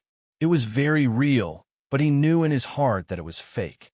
As for the Lord's descent of a transcendent, it felt like he had been reborn again. It feels good. The power of the doppelganger has reached more than 94%. Not bad. Han Zhao clenched his fists and clearly sensed the rhythm of every alloy, every component, and every biochemical tendon in his body. He nodded in satisfaction and looked up at the stars in the World Tree territory. Lightning flashed in his eyes. "More than 10 years ago, I was severely injured by you guys and almost died in your base camp. Now is the right time to settle the score with you guys." Chapter 1449. Unexpected discovery. The Yamek Legion swarmed out like a black tide and connected together layer by layer, covering the Lord's avatar. They quickly combined and turned into an enormous mechanical deity that spanned across the starry sky. Han Shao controlled the enormous supreme heavenly venerate's mechanical body and cruised through the galaxy of the world tree territory, heading toward the starry sky.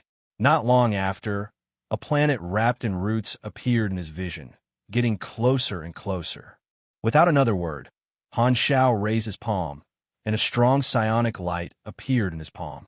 The next moment, a thick pillar of light shot out and pierced through the planet like a spear of light, like a steel needle piercing through a meatball. A hole was left on the surface of the planet, and the internal structure was exposed. The crust, the asthenosphere, and the core were clearly separated like a multi-layered cake. After a moment of stagnation, the planet suddenly collapsed inward toward the gap.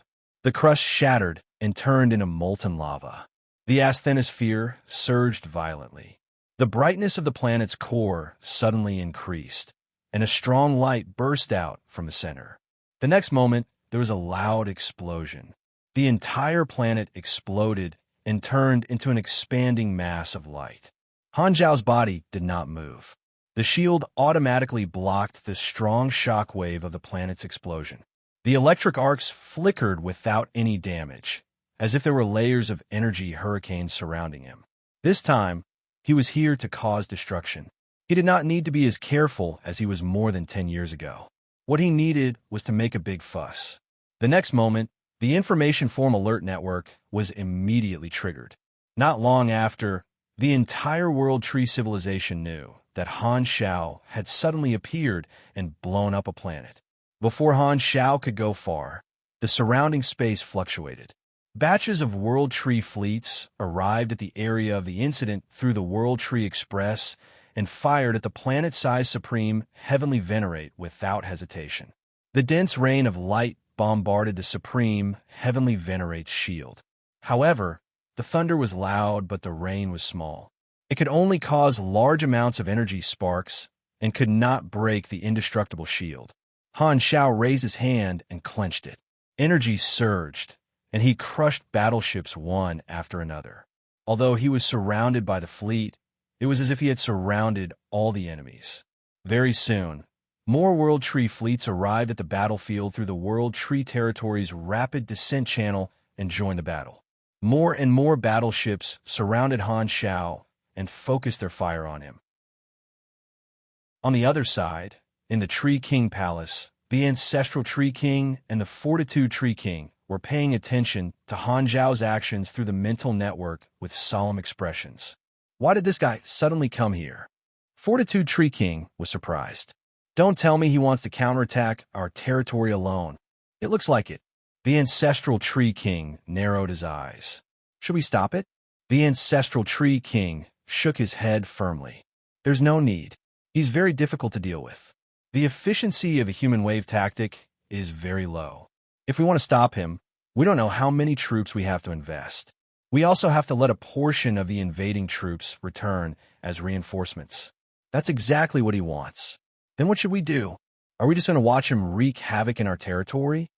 Since we can't stop it, we won't stop it. Let the Mother Tree keep the territory and change the base. We'll leave this place to him. The Ancestral Tree King was resolute and did not hesitate. Actually, there was another way, which was to use the tree god's descent to fight against the Transcendent. However, after the last time they fought, the Ancestral Tree King felt that the incomplete tree god's descent would not be able to defeat Black Star, so he did not waste the number of times he could use it and left. Due to the connection of the mental network and the unique Mother Tree mechanism, the World Tree civilization had a huge advantage, which was its ability to execute. As soon as the Ancestral Tree King gave the order, the huge World Tree territory immediately started to change. The intertwined roots of the World Tree vaguely appeared in the starry sky, slowly moving as if they were uprooted one after another. The land that carried the World Tree was the universe space within the territory.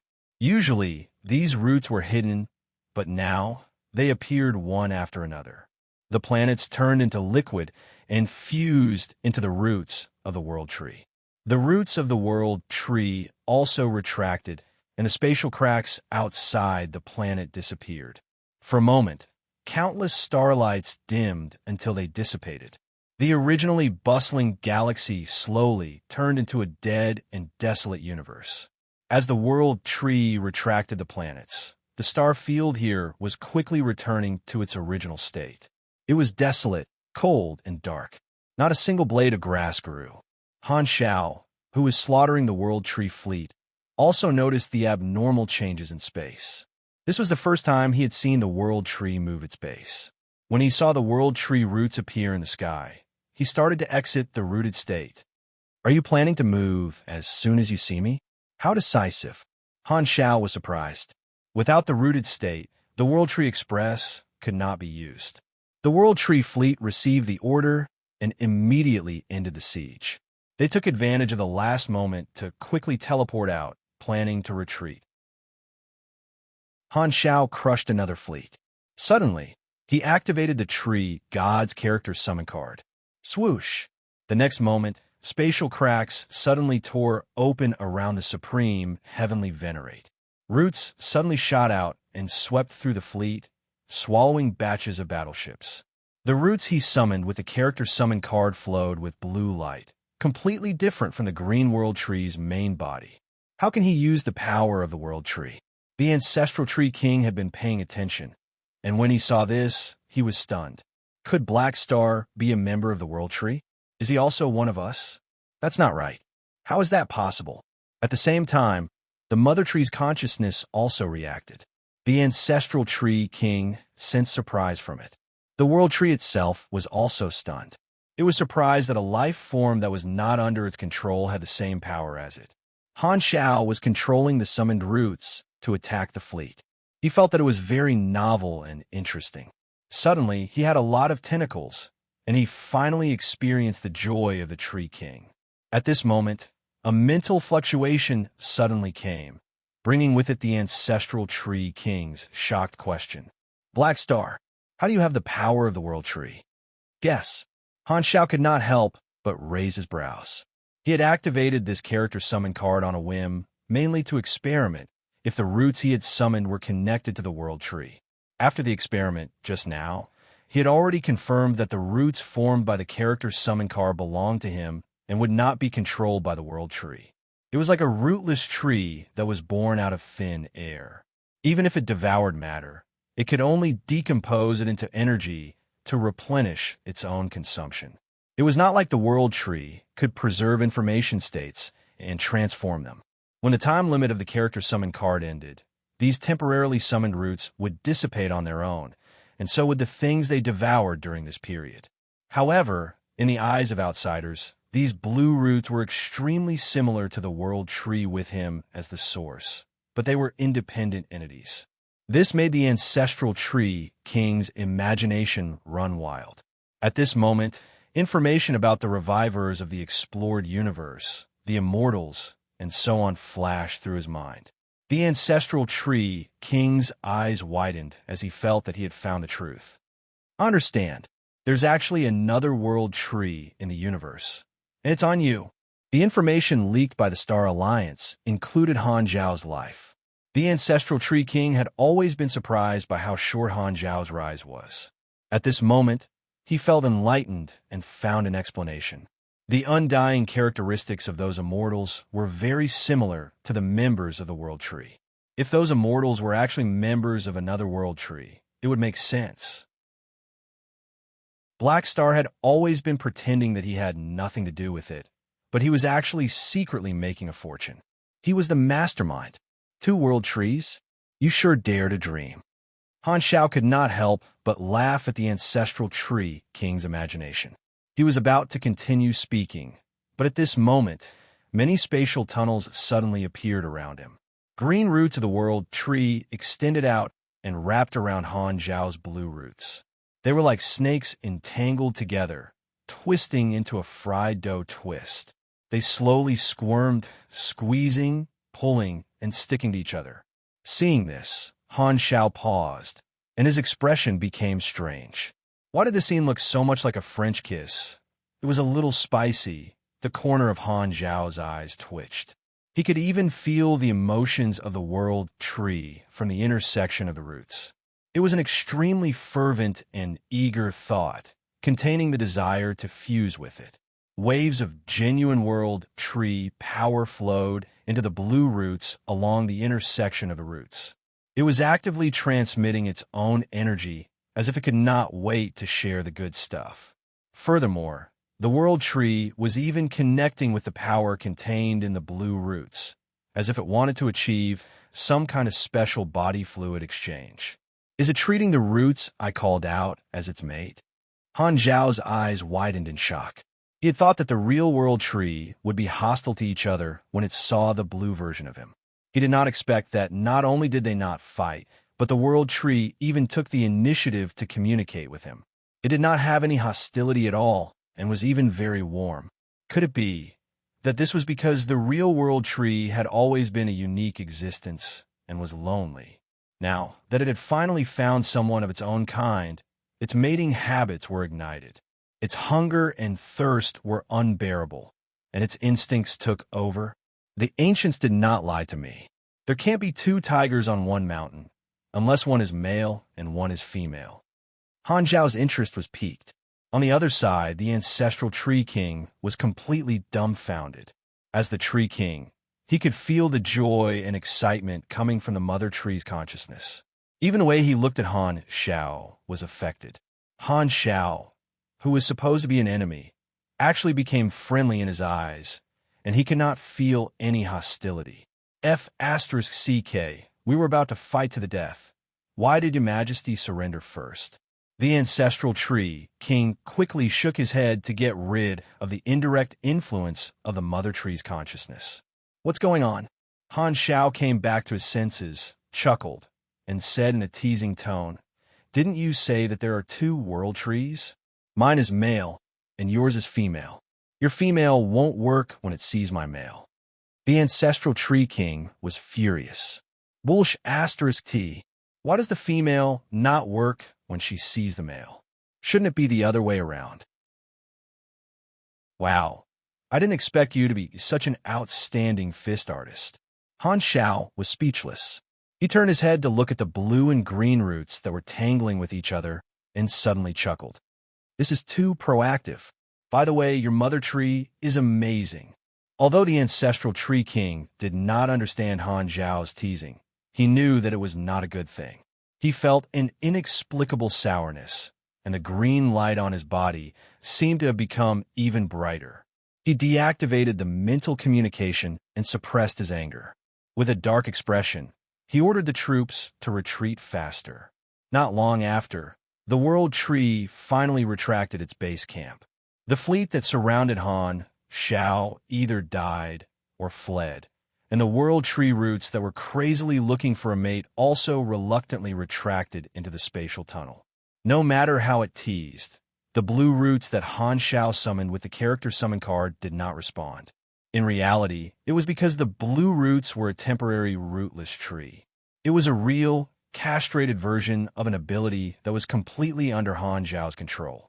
It did not have any self-consciousness and did not have such abilities. Not long after, the time of the tree God character summon card was up. The blue roots shattered inch by inch, turning into light fragments and dissipating. Only the supreme heavenly venerate was left floating in the desolate universe. The World Tree had already abandoned its territory, and all the planets and individuals had returned to the Mother Tree. It was as if it was so scared by Han Zhao that it did not even want its base camp and moved overnight. The truth was more or less the same. Just one word: grandeur. TSK. Unknowingly, my deterrence has already become so strong. Han Zhao shook his head and chuckled. If it were anyone else, they would most likely not be able to swallow their pride and run away. It was impossible for such a large civilization to be scared by him to the point of abandoning their home. At the very least, they would send out enough troops to fight a big battle until they suffered heavy casualties and felt that they could not hold on anymore. Only then would they have a reasonable reason to retreat. However, the World Tree did not care about this kind of thing. It left as soon as it said so. It did not feel embarrassed at all. He had not even used it yet. This kind of enemy was the most difficult to deal with. Although forcing the World Tree to move can slightly cause them some trouble, it can't solve the root cause. However, this trip was not a loss. I seem to have discovered something interesting. Han Xiao revealed a playful smile. He did not expect the tree God character summon card to have such a wonderful effect. Now that I've used it once for an experiment, there are still 3 uses left for this character summon card. It might have a miraculous effect at the right time. Thank you, and Ti Tianfu for your reward. End of chapter. Chapter 1450. The world tree moved overnight, so the idea of causing a ruckus naturally fell through. Han Xiao left behind a batch of mechanical troops in this star field that had regained its emptiness before retracting his lord's avatar. With the world tree's mechanism, as long as it was not interfered with, their base camp could be built in any area of the universe. They had destroyed many civilizations over the years and had the coordinates of many areas. They could just find a place that they had already turned into a desolate universe belt and move there. The migration process had a certain impact on their invasion at the front line, causing a slight gap in support. Han Xiao told the 3 universal civilizations about this. After learning that the world tree was scared by Han Xiao alone, the 3 leaders were shocked and ordered the Strategic Command Center to make the corresponding adjustments. The flames of war raged throughout the explored universe, and more than a month passed quickly. Under the attacks of the Galactic Alliance Army, the first wave of the World Tree's invasion finally stopped. Although the World Tree's arrival was fierce and caused quite a bit of panic in the Galactic Society, in terms of actual benefits, the first wave of the World Tree's invasion did not cause much damage. Most of the invading teams were intercepted by the Galactic Alliance Army.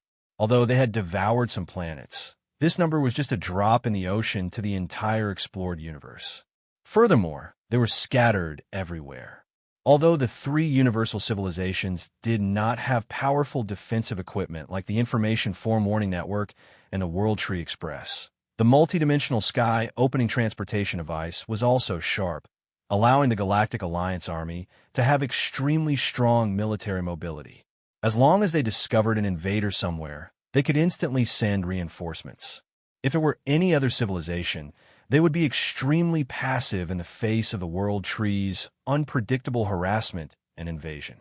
This was the war of attrition that the World Tree was good at, and the technology of the 3 universal civilizations countered the World Tree's usual tactics, preventing it from achieving the best effect. Of course, although the first wave of the World Tree's invasion was repelled, there were still many World Tree fleets left in the Galactic Society. Was this the weakness of the 3 universal civilizations? Did they not have a sharp enough monitoring device? Although the reinforcements were very fast, as long as the World Tree fleet hid and did not appear, it was very difficult for them to lock onto the enemy in their territory. After resolving the current emergency, the upper echelons of the Galactic Alliance Army invited the various officers and the upper echelons of the Beyond Grade A Association to hold a strategy meeting to analyze and summarize the current situation. They discussed the follow-up actions.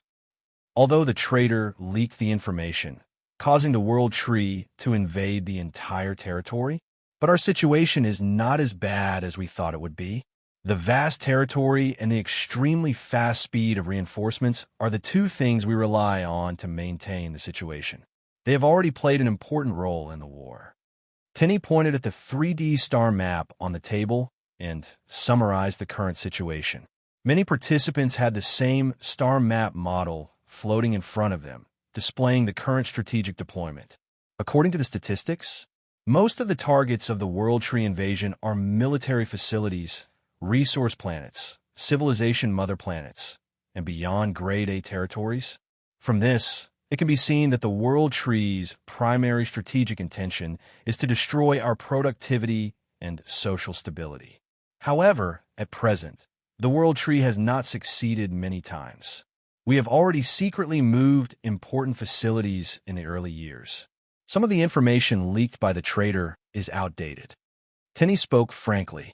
The Star Alliance observers were too low-key, so they could only obtain general information from the internet. Therefore, the information was lagging behind. Therefore, some confidential information of an advanced civilization, The Star Alliance observers naturally had no way of knowing the most valuable information they had leaked to the World Tree. It was still a star map and space coordinates. Does this mean that the trader's status is not high? An officer asked. Not necessarily. Maybe it's just a disguise, another person retorted. Tenny interrupted them. Coughed dryly. He said, cough. As for the trader, we have other people in charge. We don't need to discuss this matter. Let's get back to the main topic.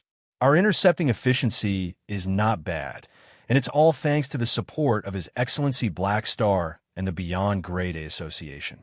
Otherwise, the high-level combatants of the World Tree would have been able to wreak havoc for a long time. Hearing this, the officers turned around and nodded at the representatives of the Beyond Grade A Association, sending out a friendly signal. Han Shao nodded and said, this time, we have annihilated many World Tree experts. They will need at least a year or two to make a comeback. His mechanical oracles had cooperated with the Beyond Grade as of the Association, the Direct Descendants, and the Holy Covenant to eliminate a large number of high-level combatants of the World Tree. They had sent at least 200 to 300 people to be watered and would not be able to return anytime soon. Some of the foreign experts encountered Han Zhao's Lord's avatar and were hit by virtual purification restore. They self-destructed on the spot and turned into fireworks. Other than dying in battle, there were also some high-level combatants of the World Tree that were used by Han Shao to test the effect of information form obliteration, or sealed by the space-time amber to become his collection. There were about 30 of them. The World Tree had permanently lost these powerful individuals and could no longer revive. It could be considered a loss. Due to the division of the battlefront, some Beyond Grade, as on the 3 Universal Civilizations side, had also died. They were listed on the Soul Comfort Monument set up by the 3 Universal Civilizations and recorded a new number of deaths.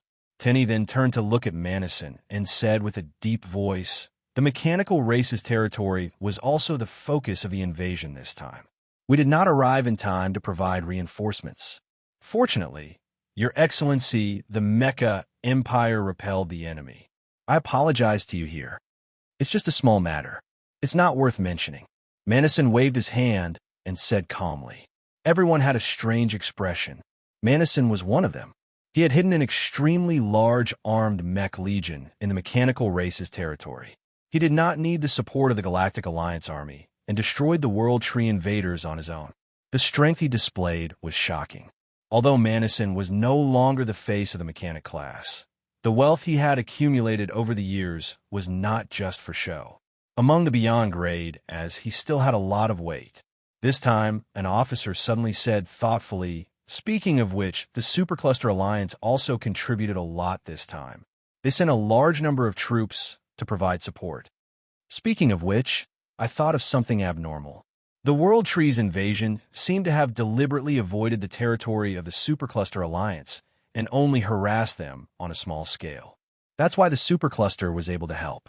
It's indeed a little strange. The officers had strange expressions. In their eyes, the World Tree did not treat the Supercluster Alliance as an invader, which was a little strange. For some reason, it gave them a feeling that they were in cahoots with each other. The suspicion of being a traitor was not small. However, the Supercluster Alliance did not just stand by and watch. Instead, they took the initiative to provide support to the Galactic Alliance army. This was another good action, which confused many of the upper echelons of the military. The Supercluster Alliance did this to fulfill their agreement with Han Shao. If they did not take the initiative to provide support, the 3 Universal Civilizations would have been even more suspicious of them. Now, they were more confused than doubtful, and there were no signs of internal strife for the time being. Listening to everyone's discussion, Han Zhao's expression remained the same. He had persuaded the Superstar Cluster Alliance and barely suppressed the intensification of the internal suspicions. However, he did not intend to say it out loud, hiding his achievements and fame. At this time, Commander Simon took over the conversation and stopped the discussion in this regard. He pulled back to the main topic and said, currently, there are 2 problems that we need to pay attention to. One is to clean up the hibernating World Tree invaders. Most of their troops have been chased away, but there is still a small number of troops left in the territory. This is a hidden danger, and it has put quite a bit of mental pressure on the galactic society. What do you all think? The three universal civilizations had resolved the first wave of invasion, but the after effects were serious. Because the World Tree had suddenly crossed the defense line, the people were panicking, and chaos broke out everywhere. The three universal civilizations had no choice but to spend more effort to deal with the refugees. In this regard, the three universal civilizations were no different from normal civilizations. After all, the World Tree's social system that had almost no internal friction was in the minority. After some discussion, the result was nothing more than to strengthen the military control of wartime policies. Now is not the time to talk about freedom. Seeing this, Simon continued, "Also, we have to figure out the World Tree's next move and make some preparations in advance. They did not invade the central galaxy this time, but they will make their move sooner or later. They need to race against time more than us, so they won't be able to wait for long." A group of military upper echelons started discussing this topic. Han Xiao and the others did not participate and just listened silently from the side. After discussing for a while, the military finally came to a consensus. The meeting ended for the time being, and the participants passed down the order. Secondary Dimension World, Tree Blessed Race Territory. Tree roots intertwined to form a spiral-shaped tower that stood at the center of the land. Around it were buildings formed from giant trees, forming a tree city where countless clan members lived and prospered. Spatial rifts would open from time to time, and battleships of the blessed race would come and go. Two figures floated in the blue-green sky, looking down at the tree city below. One was the ancestral Tree King, and the other was a female figure wearing a gorgeous robe. Her skin was like tender leaves, glowing with a green light. Her long white hair draped behind her back, and there was a complicated and mysterious mark on her forehead. This person was one of the 13 ancestral spirits, and her name was Helene. "Your Excellency Tree King, why are you looking for me? I have a mission for you. Speak." The secret Tree King won't be able to return. His crown needs a new owner, and we also need a new Tree King. Are you interested? Hearing this, Helene could not help but turn a look at the ancestral Tree King with surprise in her eyes. "I'm qualified to be the Tree King? Of course, your magic strength has already reached the standard for this position." The ancestral Tree King nodded. Helene narrowed her eyes. "I'm indeed interested, but there are mages stronger than me. Why did you choose me?" "I only said that you're qualified. I didn't choose you," the ancestral Tree King said calmly. "Under normal circumstances, the position of Tree King will not be yours. What I mean is, if you want to become the Tree King, I can give you a chance. As long as you complete one thing, you can inherit the crown of the secret Tree King. The magic left behind by generations of Tree Kings is stored inside. I believe you'll be interested. What do you want me to do? I know that your genes mutated in your early years and fused with your magic power. You entered the rare Warlock branch and formed some strange talent spells. You can hide your existence in a very strange way and are very good at stealth and spying. Now that civilization is facing an unprecedented threat, we need your ability to assassinate the pivotal snake infant that Black Star is protecting," the ancestral Tree King said with a deep voice. "Are you asking me to die?" Helene frowned. The ancestral Tree King shook his head and raised his palm. A black-green liquid substance suddenly seeped out of his palm and floated in midair. Then, the shadow of a golden leaf appeared beside him, and the two things circled above his palm. These are the two key items for carrying out the mission. One is a deadly poisonous substance that the mother tree specially synthesized to restrain its natural enemy. As long as it's used on the pivotal snake, it can quickly deprive the other party of their vitality. Whether it's injected or poisoned in food, it will be effective. This golden leaf is a child treasure evolved from the mother tree. It's called the Leaf Concealment Robe. It can hide your tracks on all levels and strengthen your stealth ability. Helene's expression changed as she hesitantly took the two items. Seeing this, the ancestral Tree King calmly said, "The growth of the pivotal snake is very fast. The mother tree's perception of it is getting clearer and clearer. If you follow the guidance, you will be able to find its traces. As long as you can kill the pivotal snake, you will be the hero of the civilization. When you return, this tree king crown will be yours. Haleen played with the two items and hesitated for a while before finally nodding. I can try. Chapter 1451. In a desolate universe belt in the explored universe. The spies of the Star Alliance were paying attention to the progress of the battle on the news and were somewhat dissatisfied with the current situation. The three universal civilizations repelled the first wave of the World Tree's invasion and still managed to stabilize the situation despite the sudden chaos. As expected of a universal civilization that is in one, they are indeed not easy to deal with. The World Tree's attack is a little weaker. No, it should be said that the resistance of the three universal civilizations is too strong. They leaked the information because they wanted to see the World Tree invade and bring despair to the three universal civilizations. However, the current situation was far from what they had expected.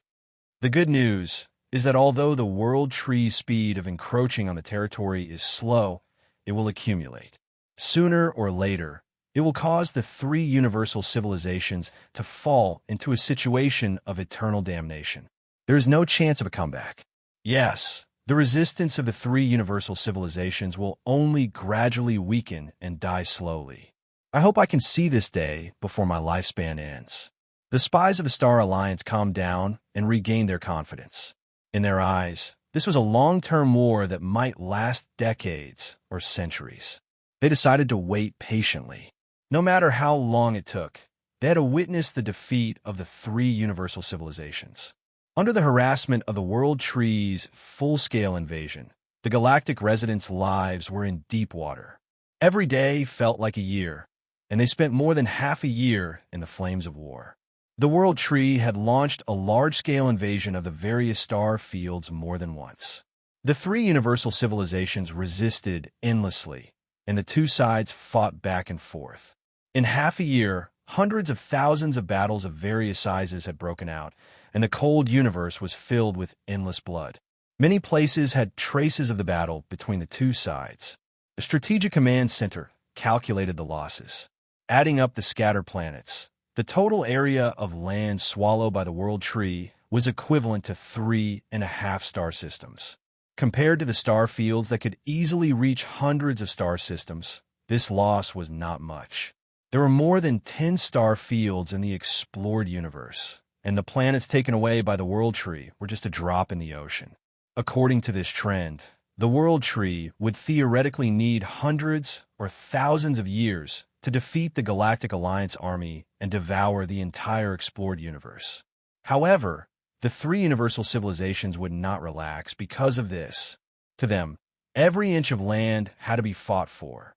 Many players followed the fleets to fight against the invaders, and their experience was quickly accumulated. More and more players stepped into the Calamity grade. On the other hand, Carrot, Evans, and the other new Beyond grade, as were also rushing from battlefield to battlefield. How could they have so many combat opportunities? The strength of these Beyond grade as grew rapidly. As for Han Xiao, he had been guarding the shallow layer dimensions alone for more than half a year.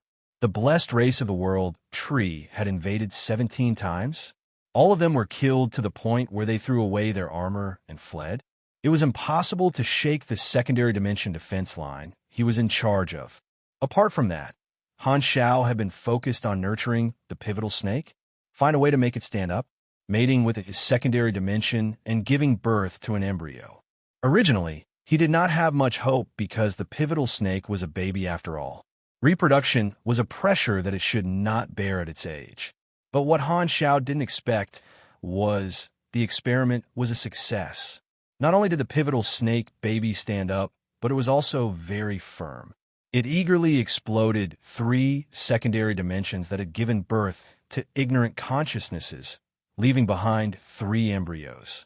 However, after studying the snake film that was specially recorded, Han Xiao also found a reason.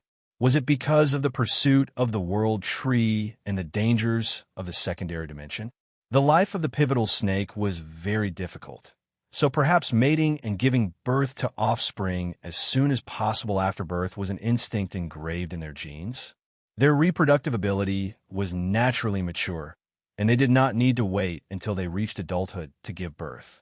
With 3 embryos, he had finally opened the door to the breeding industry. Han Xiao had spent most of his time on this. He had made the breeder, the realmless king, bleed a lot. However, he did not convert the pivotal snake baby into a virtual life form. Because of this, was he waiting for the embryos to mature? After having the 2nd and 3rd pivotal snake, he planned to try this plan. He was being cautious. On this day, Han Xiao received news from Oathkeeper and Kasui. He planned to visit them together, so he invited the 2 of them to the base as guests. In the circular corridor of the observatory, the 3 of them walked side by side at a leisurely pace, chatting with one another. The dazzling aurora outside the window shone through the observation window, leaving mottled shadows on the 3 of them. Han Xiao held 2 mechanical balls in one hand and smiled. "Why do you have time to visit me today? How's the war in the main universe?" The Galactic Alliance army has repelled another wave of the World Tree's invasion. "We can rest for a while, so we came to see you." Kasui smiled. "What about him?" Han Xiao turned to look at Oathkeeper. "What did you guys get together? Are you going to care who I make friends with too?" "Black Star, you're so powerful," Oathkeeper said with his hands behind his back. "What are you talking about?" "I'm just afraid that you'll be led astray by Kasui. He's an old best actor who doesn't look the same." Han Xiao clicked his tongue. "You have no right to say that about me." Kasui rolled his eyes. The 3 of them chatted for a while before Oathkeeper started talking about serious matters. "Speaking of which, in the past half a year of war, some beyond great have died. When do you plan to revive them?" Han Xiao shook his head. "I don't have any plans for now. Although my authority is high, it will take about 2 to 3 months to go to the sanctum. If I'm not here, it's easy for changes to happen. Protecting the pivotal snake is more important now, so I can't leave yet." Oathkeeper nodded and suddenly changed the topic. "When the war is over, I will leave the explored universe. I will leave everything about the Holy Covenant to you." Han Xiao was stunned. "What are you doing? What grudge do we have? You suddenly made me panic." At this time, Kasui also smiled and said, "Same for me. After this battle, I'll leave with him." "What's wrong? Are the 2 of you eloping?" Han Xiao had a strange expression. "Is this what you came to talk to me about today? What are you doing? Why are you leaving all of a sudden?" Kasui shrugged. "It's just a long trip. Although it's convenient to stay in the Galactic Society, this is only a corner of the world. The universe is so big. I want to take a look. The underworld is also very big. Do you want to take a look?" Han Xiao narrowed his eyes and cursed in his heart. "You can go if you want. It's not like I won't let you go. Or do you want me to ask you to stay?" Oathkeeper said, "That's not it. The unexplored universe is full of unknown dangers. We came to inform you in advance. We hope that every time you enter the sanctum, you will use revive on us. If we are still alive, it will naturally have no effect. If we unfortunately die and do not send back any news, you can revive us. That's it. So you guys are going out to have fun, and do you want me to stay at home?" Han Xiao said unhappily. "That's more or less what I mean." Kasui was not embarrassed at all. Han Xiao was speechless. He waved his hand. "All right, I'll remember this. But aren't you guys talking too early? The war isn't over yet. Didn't you hear the analysis of the General Staff? They estimate that this war will take another 200 to 500 years under normal circumstances." Kasui laughed. "That's for ordinary people. How can we, the upper echelons, not know? As long as the pivotal snake on your side matures, it will be the time for us to officially counterattack. It won't take that long." "That's hard to say." Han Xiao shook his head and said, "The pivotal snake is similar to most creatures. It has 6 growth stages, namely the embryonic stage, infant stage, juvenile stage, adult stage, and old stage. Although the pivotal snake is growing quickly, it has only been less than a year since it broke out of its shell. At most, it's in the infant stage, and it's still too far from adulthood. No matter what, it definitely won't take a few hundred years for the pivotal snake to reach adulthood. I estimate it will take at most 10 to 30 years, Oathkeeper judged. That's not short. Han Shao spread his hands. That's why the expeditionary army still has to continue moving. We have to look for the World Tree's main body on both fronts. Now that we and the World Tree know each other's background, we don't have to worry about intelligence leaks anymore. The expeditionary army doesn't have to be as sneaky as before. Kasui suddenly thought of something and said, "By the way, do you have someone called Harrison under you? You know him?" Han Shao was surprised. "I went to support a battlefield previously, and it happened to be not far from the Blue Star Civilization's refuge planet. Therefore, after the battle, I went to Floating Dragon Island to take a look. Ames was not at home, and her general manager, Jenny, received me. She knows about our relationship and want me to pass a message to you." "What message?" Han Shao was curious. "She said she's pregnant." Kasui's tone was playful. F*CK. Han Shao was shocked. "It's not mine. I've never mated with her." "Don't F*King talk nonsense. What are you thinking?" Kasui raised his eyebrows. "She said that the child's father is Harrison, not you. Why are you so agitated?" "Phew, that's good. Next time, can you finish speaking in one breath?" Han Shao heaved a sigh of relief, but he was secretly frustrated. If Ames misunderstood that he was having an affair with her sister, it would be interesting. Kasui sized him up and laughed. "A transcendent is actually afraid of a mere Ames?" "What do you mean by afraid? What do you know? No matter how strong you are, you can't use it to intimidate your family. This is called protecting family harmony." Han Shao had a look of disdain. Kasui did not comment and continued. "Anyway, Jenny asked me to tell you that she hopes you can persuade Harrison to give up his position in the expeditionary army and not take any more risks. She doesn't want the child to be born without a father." Hearing this, Han Shao stopped joking and got Philip to check on Harrison's current situation. He would not go through his subordinate's privacy for no reason, and he had only found out about this today. In the past, he only knew that the two of them had a little ambiguous relationship, but they had not confirmed their relationship. After some investigation, he realized that the two of them had only officially gotten together in the past half a year. In the past 10 years, Harrison had been participating in the expedition in the secondary dimension and rarely contacted Jenny. He had thought that he could not take care of their relationship, but Jenny did not know if it was because no one wanted her or because she was old and did not want to waste her time alone. Not only did she not complain, but her feelings for Harrison grew deeper. More than half a year ago, the Expeditionary Army's outpost was broken through by the blessed race of the World Tree. The Expeditionary Army suffered heavy losses, and Harrison escaped with his life. During the time when the Expeditionary Army was regrouping, he finally had the time to return to the main universe. He had escaped death, and Jenny had finally succeeded. The long-distance relationship had come to fruition, and they seemed to have made up their minds to reproduce. They did not take any safety measures and were in full swing. A month ago, Harrison returned to the Expeditionary Army and left Jenny's side. Han Shao looked at the file and said curiously, "It seems like no one recruited him. He actually returned to the Expeditionary Army voluntarily." Because of the pivotal snake, Han Shao did not continue to force Harrison to participate in the subsequent expeditionary exploration. Now, he realized that it was Harrison's spontaneous action. Why is this guy so proactive? Han Shao was curious.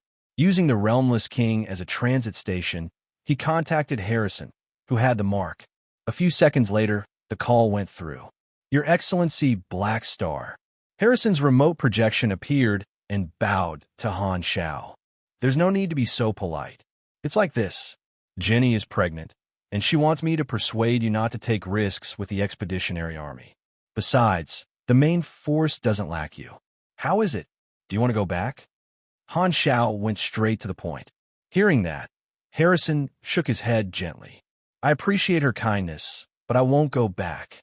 I noticed that you joined the expedition voluntarily this time. What do you think?" Han Shao asked. Harrison was silent for a moment before slowly saying, "When I was on Floating Dragon Island, I came into contact with many refugees. Do you know their current state? They live in fear every day. Many people can't bear the pressure and choose to free themselves. The people who are alive are afraid of the unknown tomorrow. No one knows if they will become the target of the world tree's invasion one day. A new religion is popular, and countless people are looking for comfort in it. Everyone is praying for the war to end soon. You said that my luck is very good, and I'm very suitable for finding things. I don't know if that's true, but I hope that you're right. I hope that this illusory luck can play a role and contribute to ending the war as soon as possible. Han Xiao raised his brows and chuckled. Not bad. You made me respect you a little. However, you should know that the pivotal snake is in our hands now, and our chances of winning are very high. The expeditionary army is no longer the only way, and it might not be useful. The main force doesn't lack you. Your actions might be useless, and there's a risk of losing your life. Why don't you go back and accompany your unborn child? Harrison shook his head. I don't want to enjoy myself under your protection because of these reasons. I have my colleagues here, and I don't want to run away. Please don't persuade me anymore. I made up my mind. All right, I won't persuade you anymore. Be careful. Han Xiao nodded. If it's possible, please tell Jenny that I love her. Little brother, these words. The moment you say it, your death omen is flashing. Do you know that? If you want to say it, tell her yourself. Who do you think I am? Your mouthpiece. Han Xiao clicked his tongue and hung up without waiting for Harrison's reply. Little brother, you don't have to thank me. I'm helping you save your life. Kasui listened to the entire process and sighed. You have a good officer. He wasn't like this in the past. He used to be a curious child at most, but from the looks of it, he's already an adult. Han Xiao paused for a moment before smiling. This person is a little stupid, but the world needs some idiots like him. Maybe he can really bring me some surprises. Chapter 1452. More than 10 refugee transport ships sped through the starry sky in a panic. Behind them, a World Tree fleet was chasing after them relentlessly. The atmosphere in the cabin of the transport ship was tense. A large number of refugees were in a state of panic, especially the most damaged White Mountain. The word despair was written all over the refugees' faces. The reinforcements we called for haven't arrived yet. If this continues, we'll be caught. The captain of White Mountain was sweating profusely as he stared at the ship inspection report on the virtual screen. On the three-dimensional virtual model of White Mountain, the functional modules were malfunctioning red. The entire spaceship was on the verge of being paralyzed. A quarter of the 28 propulsion engines were damaged, and the power of the energy core had dropped to 74%. Due to the frequent invasions of the World Tree, some refugee planets were no longer safe. The Galactic Alliance Army formed a transport fleet to migrate the refugees in these areas. This small fleet was tasked with this mission to transport a portion of the refugees. However, halfway through, they coincidentally bumped into the World Tree fleet that was hiding in their territory. A battle broke out, and the smaller guard fleet was completely wiped out. Most of the transport ships were destroyed on the spot, and the remaining fleet fled in panic, but they were still chased by the World Tree fleet. The White Mountain transport ship was the most severely damaged among the existing starships. The modules of the spaceship malfunctioned, and its speed gradually decreased, slowing down the entire fleet. At most, we can last for another 10 minutes before the engines shut down. There's a barren planet with a serial number ahead. Should we land? The adjutant's trembling voice sounded. The captain of White Mountain clenched his fists and hesitated. If they were forced to land, the entire ship would have no way to escape. They could only let the guards on the ship bring the refugees to hide on the planet and wait for reinforcements. The suggestions of the other captains came from the communication channel.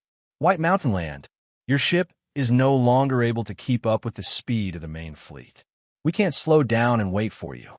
You'll be alone sooner or later. Instead of being paralyzed in space, you might as well hide on the planet. At least you'll have a chance of survival. Leave the White Mountain behind and help us by some time to save more refugees. Some people analyzed rationally, while others made blatant requests. They were all trying to persuade the White Mountain to stay. I understand. The captain of the White Mountain ship had a helpless expression as he felt sorrowful. He understood the mentality of sacrificing friends rather than oneself. From the perspective of command, it was best to abandon a burden like them and stay behind to delay and buy time for more refugees on the other ships. But even so, he felt very guilty. In the report, this batch of refugees was just a line of coal numbers, but at this moment they were all living people. Using his own boat of refugees to help even more refugees might be in line with his calculations, but in terms of reason, he couldn't bear to do so. These refugees were not soldiers, and they did not have the consciousness to sacrifice themselves. Furthermore, it was impossible for him to make this decision after discussing it with the refugees. Otherwise, it would most likely lead to a mutiny. He could only silently lead them to stay behind to cover the retreat while the others still had hope and still believed in the captain. This ruined their hope of escaping, and this made him feel bad. Just as they were in a dilemma, the desolate planet appeared in front of the transport fleet. The eyes of the captains lit up as they saw an unmarked small armed fleet docked on the surface of the planet. It was only when they got closer that the radar detected their presence. There's a fleet lying in ambush here? He doesn't look like someone from the World Tree. Are they our reinforcements? Forget it. No matter who it is, they're all part of the Galactic Society. Quick, contact the other party and send the signal. All of a sudden, the captains were overjoyed. They thought that reinforcements had arrived and hurriedly sent out a request for help. On the other side, Penguin and the others, who were resting on this desolate planet, were stunned and started discussing. This seems to be a refugee army that's fleeing. There's a World Tree fleet chasing after them. They're asking for our help. What should we do? Should we help? Don't help. The lives of the galactic residents under the 3 universal civilizations have nothing to do with us. Let's go, don't get involved. Everyone quickly exchanged opinions and reached a consensus. This group of Avengers was not on the side of the 3 universal civilizations. Even if the World Tree invaded, it had nothing to do with them. It was already benevolent of them not to hit the 3 universal civilizations when they were down. Penguin was silent for a while before saying, in that case, reject all their contact requests and leave this place immediately.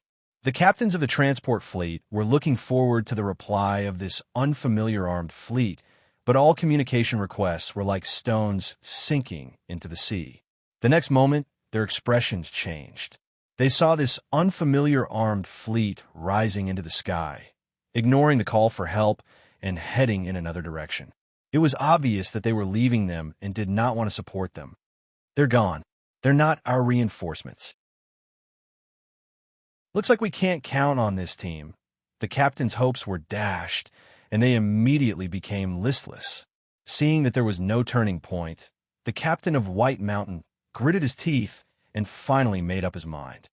All units, take note. Separate the cargo compartment at the bottom of the ship and carry all the crew members for an orbital landing. Set the procedures for the peeled outer hull to turn around and face the attack. Cover your brothers as they leave. Hearing this, everyone's expressions turned solemn. They knew that White Mountain had chosen to sacrifice itself. Although they hoped so, when it actually happened, they were not very happy. They had mixed feelings. Very soon, the 2 of them split up. The majority of the fleet continued to flee into the distance, while White Mountain decelerated and left the fleet. It turned around and flew toward the desolate planet. It looked like a lone stream of light in a group of meteors. In outer space, White Mountain quickly completed its transformation. The thick armor shell was unlocked, and the mechanical components started moving one after another. The entire carrier ship arched like a prawn, and the cabin at the belly of the ship suddenly separated, turning into a steel-gray escape ship. Its size had shrunk by a lot, and it had almost no weapon components. It was forced to land on the planet. As for the ship that was left on the spot, it was like a hollow armor shell that changed direction on its own. The turrets on the ship fired fiercely toward the back, trying to stop the World Tree fleet that was gradually approaching. Bang! The escaped ship landed heavily on the planet's surface, creating a ring-shaped crater. Let's read it. All the cabin doors opened at the same time, and the refugees who were forced to change their simple life support hurriedly rushed out of the cabin. They looked up at the sky with despair and panic in their eyes. The World Tree fleet had already arrived in outer space, and a round of focused fire destroyed the armor shell they had left in outer space. It slowly descended and expanded in front of everyone like a shadow. Why did you stop? Why did you land here? You surrounded us. The refugees were in an uproar. They glared at the guards beside them with hatred and anger. Without them knowing, the captain had ordered the spaceship to land, instantly reducing their chances of escaping to zero. Everyone, listen up. Follow the soldiers on the ship and spread out. The captain of White Mountain did not explain. Now was not the time to say anything. He could only harden his heart and give the order coldly. He knew that the chances of everyone surviving were close to zero after the forced landing, but he still wanted to make one last effort and hide with the refugees. However, the next moment, when he saw the actions of the World Tree battleships clearly, he finally fell into despair. The cannons of the World Tree fleet were all aimed at the planet's surface. They were clearly preparing to save time and wipe out the planet directly. We're dead meat. However, I've delayed the World Tree fleet by firing a few rounds here. My mission is completed. The captain of White Mountain clenched his fists, and his expression changed rapidly. There was unwillingness, but there was also a hint of relief. However, just as the crowd raised their heads and welcomed the Star Destroyer cannon that destroyed them with eyes filled with fear, a resplendent light suddenly shot over from another direction in the starry sky, piercing through several World Tree battleships and exploding into fireworks. Everyone looked over in shock and saw a meteor wrapped in dense flames rapidly approaching. Dense pugilous flames shot out crazily like heavy cannons, bombarding the World Tree fleet one after another. The battleships were blown into pieces one after another. Behind Penguin was the armed fleet that had just left. At this moment, they returned and crippled the World Tree fleet that was not too large in size in the blink of an eye. The battle did not last long. Under the watchful eyes of the crew of White Mountain, Penguin led the Avenger fleet and quickly swept through the enemy ships that filled the sky.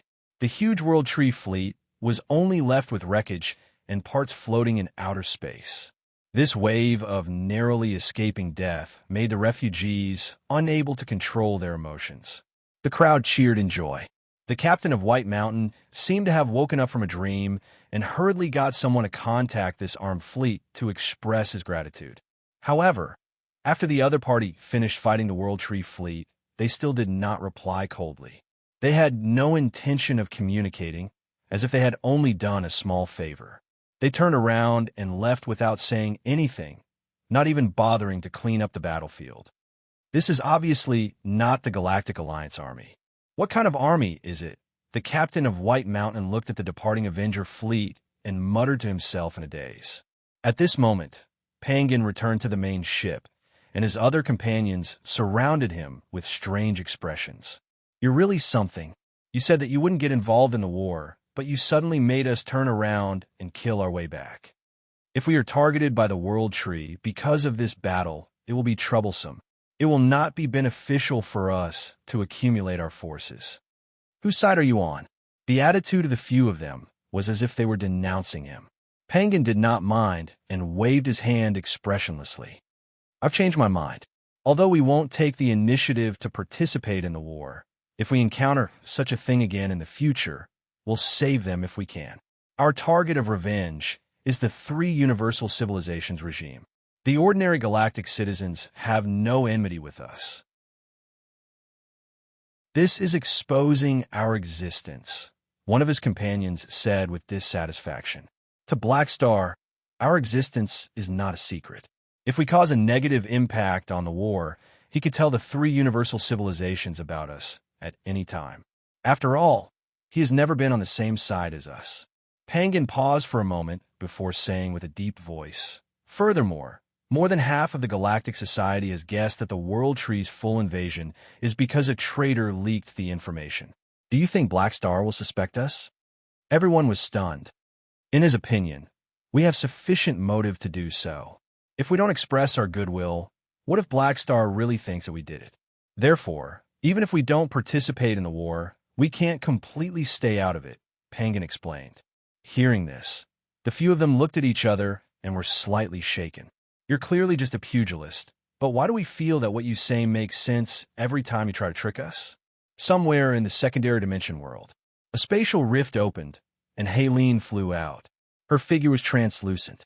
With the enhancement of her special talent spell and the leaf invisibility cloak, her current state was close to jumping out of the 3 realms and not in the 5 elements. She could not be observed normally. The whereabouts of the pivotal snake are mysterious, and the mother tree only has a general direction and range.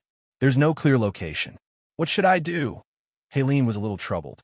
After accepting the mission from the Ancestral Tree King, she had been searching for information about the appearance of the pivotal snake for the past half a year, but she could not find any opportunity to assassinate it.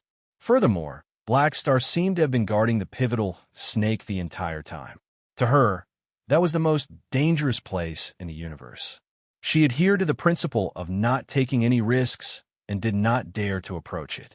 After thinking about it, the only feasible assassination method Haleen could think of was to add the snake-killing agent made by the Mother Tree to some secondary dimensions in the areas where the pivotal snake often appeared. Then, she would wait patiently. If the pivotal snake ate one of the secondary dimensions, it would be poisoned. Although this method was very random, she did not have a better way for the time being. After all, she could not control the food source of the pivotal snake, so she could only try her luck. The only advantage of this method was that it was safer. She did not have to take the risk of being exposed to get close to Black Star, giving her a lot of opportunities to try and make mistakes. Haleen raised her hand, and a black-green liquid substance floated out. It was the snake-killing agent that the Ancestral Tree King had given her. With a flick of her finger, a small drop of black-green liquid separated and merged into the ground of this secondary dimension. There were no visible changes on the surface. I hope this method works, Haleen muttered to herself, feeling uncertain.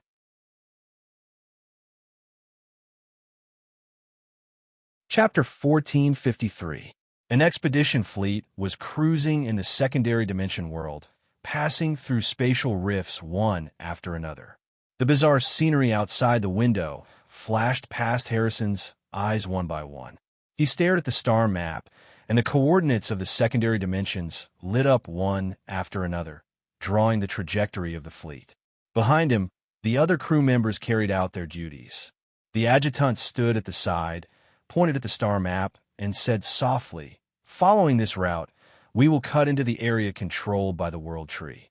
Although His Excellency Black Star killed the blessed race of the World Tree and caused a gap in their internal defenses, it's still very dangerous for us to go deep.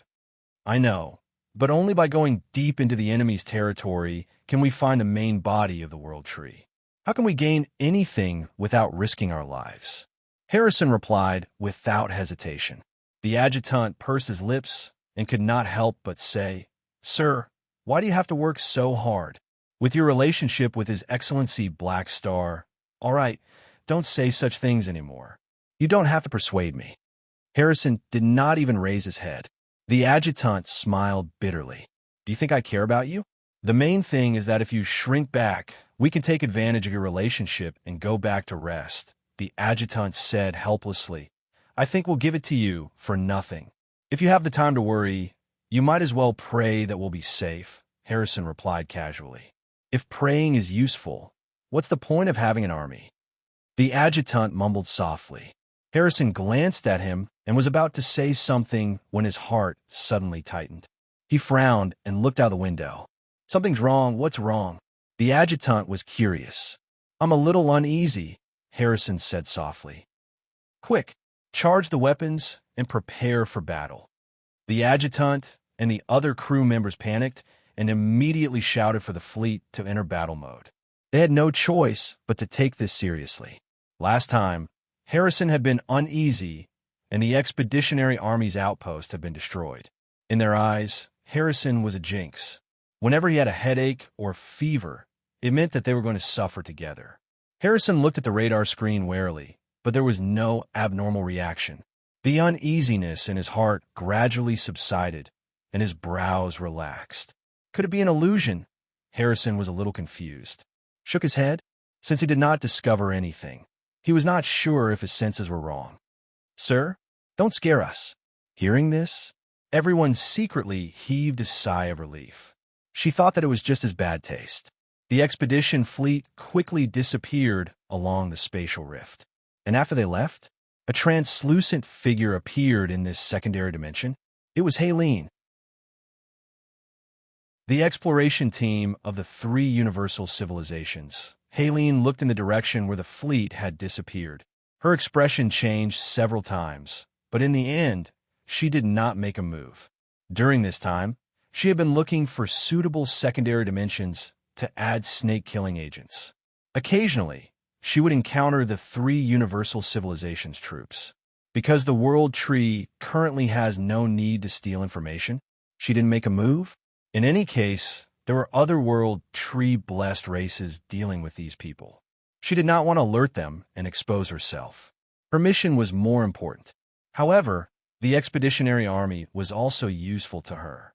According to the sailing routes of some fleets, coupled with the Mother Tree's sensing of the pivotal snake, during this period of time, Haleen had screened out some areas that might be frequented by the pivotal snake, as well as some secondary dimensions that had a chance of being chosen as food by the pivotal snake. All of them had been spiked with snake-killing agents. This time was no exception. Haleen silently cast a spatial spell. Find the traces of Harrison's fleet and fly back to where they came from. Soon, they arrived at a secondary dimension with jagged rocks. The violent radiation dust storm turned into tornadoes that connected the sky and the earth. There were no signs of life in the entire dimension. "This place is not bad." Haleen nodded. As far as she knew, this kind of secondary dimension that did not give birth to life but had different substances was the food that the pivotal snake preferred. On the other hand, pure energy-type secondary dimensions were not liked. Perhaps it was because of the texture. After all, there were substances that were crunchy. She flicked out the snake-killing agent and watched it merge into the secondary dimension. Only then did she use a teleportation spell to leave and find the next target. Half a month later, the Realmless King brought the pivotal snake through the secondary dimension world. The dense mechanical army protected them like a black cloud.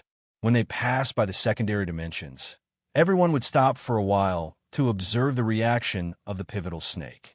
If the pivotal snake did not start eating, they would continue to the next place. Although all secondary dimensions were food, the pivotal snake would not stuff all of them into its mouth. After all, its appetite was limited and it needed time to digest after eating. If it ate too much, it would be full. As long as it was not extremely hungry, the pivotal snake would only start eating when it encountered secondary dimensions that suited its taste. As the saying went, it was easy to go from frugal to extravagant, but difficult to go from extravagant to frugal. It did not need to find its own food, so its taste was becoming more and more picky. After a while, everyone arrived at a secondary dimension with jagged rocks. The pivotal snake immediately twisted and took a fancy to this food. It did not care about the others and started to eat heartily on the spot. The white mist on its body spread out, and wherever it passed, substances were ground and devoured. Seeing this, the Realmless King and the mechanical army retreated to the side, not disturbing the pivotal snake's meal. Seeing the pivotal snake eating happily, the Realmless King sighed in his heart. It's getting more and more troublesome. It's too unbearable. The Realmless King submitted to Han Zhao's tyranny and unwillingly became the breeder of the pivotal snake. Even though his lifespan was almost infinite, when he thought about how his breeding career would continue for decades, he felt like life had given him a heavy hammer. His balls were so painful that they were about to split open, even though he did not have this organ. The scariest thing was that Black Star still had 3 embryos. When all of them hatched, wouldn't he be 4 times happier as a breeder? Furthermore, Black Star would definitely force the pivotal snakes to give birth to small snakes again. 1 would give birth to 2, 2 would give birth to 3, 3 would give birth to all things, and there would be endless descendants. Damn it. When will these days end? The realmless king shuddered as if he had seen his bitter future. Just as he was feeling sad for his fate, the pivotal snake that was eating suddenly stopped. It twisted crazily and knocked down mountains one after another. It appeared to be in extreme pain, as if someone had suddenly stuffed a spoon of mustard into its mouth while it was eating. What's going on? The realmless king was shocked and hurriedly came up to control the pivotal snake. Many mechanical troops also quickly surrounded it. However, the pivotal snake that was controlled by everyone was still struggling with all its might, like a lively fish being pressed onto a chopping board. Psionic Prime quickly scanned the vital signs of the pivotal snake and said coldly, "Something's wrong. The pivotal snake's life force is rapidly withering. Some unknown compound has already spread in its body, like a genetic toxin that is specially targeted at it. It has already caused irreversible damage, and the damage is still expanding. It should have been ambushed. There's an enemy nearby." The realmless king was shocked. He immediately released all his senses, but he did not discover anything. "Our radar can't find it either. I've already called the Lord. He'll be here soon." As soon as Psionic Prime finished speaking, a light lit up beside him. It was Han Xiao teleporting over. "What's going on?" Han Xiao saw the abnormal situation of the pivotal snake at a glance. His expression changed slightly, and he injected the pivotal snake without hesitation. The combat information immediately popped up on the interface. This time, Psionic Prime and the other mechanical oracles came up to him and said guiltily, "Sorry, we were unknowingly ambushed by the enemy. This is our negligence. Please punish us, Lord." "All right, you can leave first." Han Xiao did not have the time to bother with them. He waved his hand and looked at the interface with a frown. At this moment, in the status bar of the pivotal snake, there was a negative status of heavily poisoned. The introduction was that it was a genetic toxin specially mediated by the world tree, and it was only targeted at the pivotal snake race. Once it entered the body, it would cause the chain of genetic sequences to shatter. It was completely irreversible, causing the health of the pivotal snake to decrease at a rate of 1.5% per second, and its upper health limit decreased at a rate of 0.5% per second. He released his senses and scanned his surroundings, but he did not sense the existence of outsiders. He asked about the process and roughly guessed how the pivotal snake had fallen for it. Damn, he directly tampered with the food, and he really hit the jackpot. What kind of luck is this? The corner of Han Zhao's eyes twitched. There were so many secondary dimensions, and the food chosen by the pivotal snake was random, yet it had hit the jackpot. What kind of probability was this? Could it be that all these mascots couldn't dilute my heavenly execution grade luck? Han Xiao cursed inwardly. Seeing that the pivotal snake's health was dropping rapidly, he took out a tube of Aurora injection and injected it into the pivotal snake's body. The effect was immediate, and its health immediately recovered. However, the effect of the poison state was not weakened. It was still hanging on the attribute bar. Although its health points were full, its upper limit was still falling. Seeing this, Han Xiao injected a few more shots of Aurora Potion into the pivotal snake. Its health recovery was just as fast, but it could not get rid of the poison state this time. This poison is quite powerful. Han Zhao's eyes narrowed. He could try to crack it if he had some time, but with the HP loss rate of this poison state, it would only take 200 seconds to clear the upper limit of the pivotal snake's health. This amount of time was not enough. All right, let's experiment with my previous idea. Han Xiaoxin used Life Transformation Virtual on the pivotal snake that was suffering. Now that he had 3 embryos in his hands, he had the cost of trial and error. He had originally wanted to experiment on the newborn larva, but he did not expect an accident to happen to the pivotal snake, so he might as well try this idea on it. Streams of data flashed across the pivotal snake's body, and it slowly began to fade. Its pain also began to decrease rapidly. The world tree's poison targeted the genes of living creatures. At that moment, the pivotal snake's life form began to change, and it gradually became immune to the poison. During this process, because the pivotal snake's body was fading, the poison in its body automatically seeped out, condensing into a drop of dark green liquid that floated in midair. Seeing that the situation had stabilized, Han Shao raised his hand and sucked the drop of poison. He narrowed his eyes and activated Bold Explorer without hesitation. Although I'm not afraid of such methods, since you dare to send someone here to tamper with it, I can't let you escape so easily.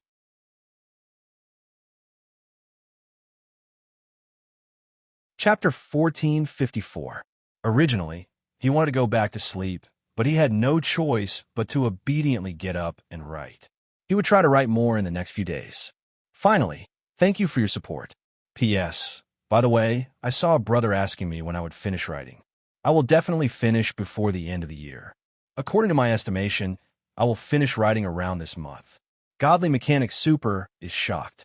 Thank you to the Golden Alliance, Sun and Moon in a pot, Universe in a sleeve. Please wait for a moment. After the content is updated, please refresh the page to get the latest update.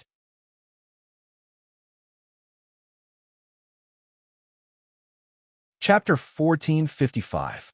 At the same time, somewhere in the secondary dimension world, Helene was wandering around, choosing a new target. Very soon, she arrived at a blue liquid world. She flicked out the snake-killing poison and watched it dissolve in the liquid. As she worked, her thoughts drifted away. I don't know if the poison I planted before is effective, Helene muttered to herself. She could only poison everywhere, but she did not dare to go back and check. This was because once the pivotal snake was poisoned, Black Star would definitely be waiting near the location of the incident. If she went over, there might be some risks. The only way to determine if the plan was successful was to determine the state of the pivotal snake based on the mother tree's perception. If the mother tree's perception of the pivotal snake weakened or even disappeared, it would mean that the pivotal snake was dead. In that case, she would not need to check which trap the pivotal snake had fallen into. Therefore, Helene felt that her situation was still relatively safe. She only needed to set up traps, and as long as the mother tree gave her feedback, she would be able to retreat. After adding the snake-killing agent to the blue secondary dimension in front of her, Helene was about to turn around and leave. However, at this moment, the voice of the ancestral tree, King, suddenly came from the mental network, bringing good news. The mother tree's perception of the pivotal snake is rapidly weakening. Your method should have succeeded. It really succeeded?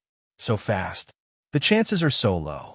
I thought it would take at least a few years for the pivotal snake to choose the secondary dimension that I tampered with. Helene's eyes lit up in surprise. In her imagination, she might need to spend 2 to 3 years to add enough snake-killing agents to the secondary dimensions before the pivotal snake had a higher chance of falling for it. However, the plan had only been going on for half a year, and there were not many secondary dimensions with poison added, but they were chosen by the pivotal snake so quickly. What kind of probability and luck was this? It had only taken her less than a year to successfully resolve the biggest threat to the world tree.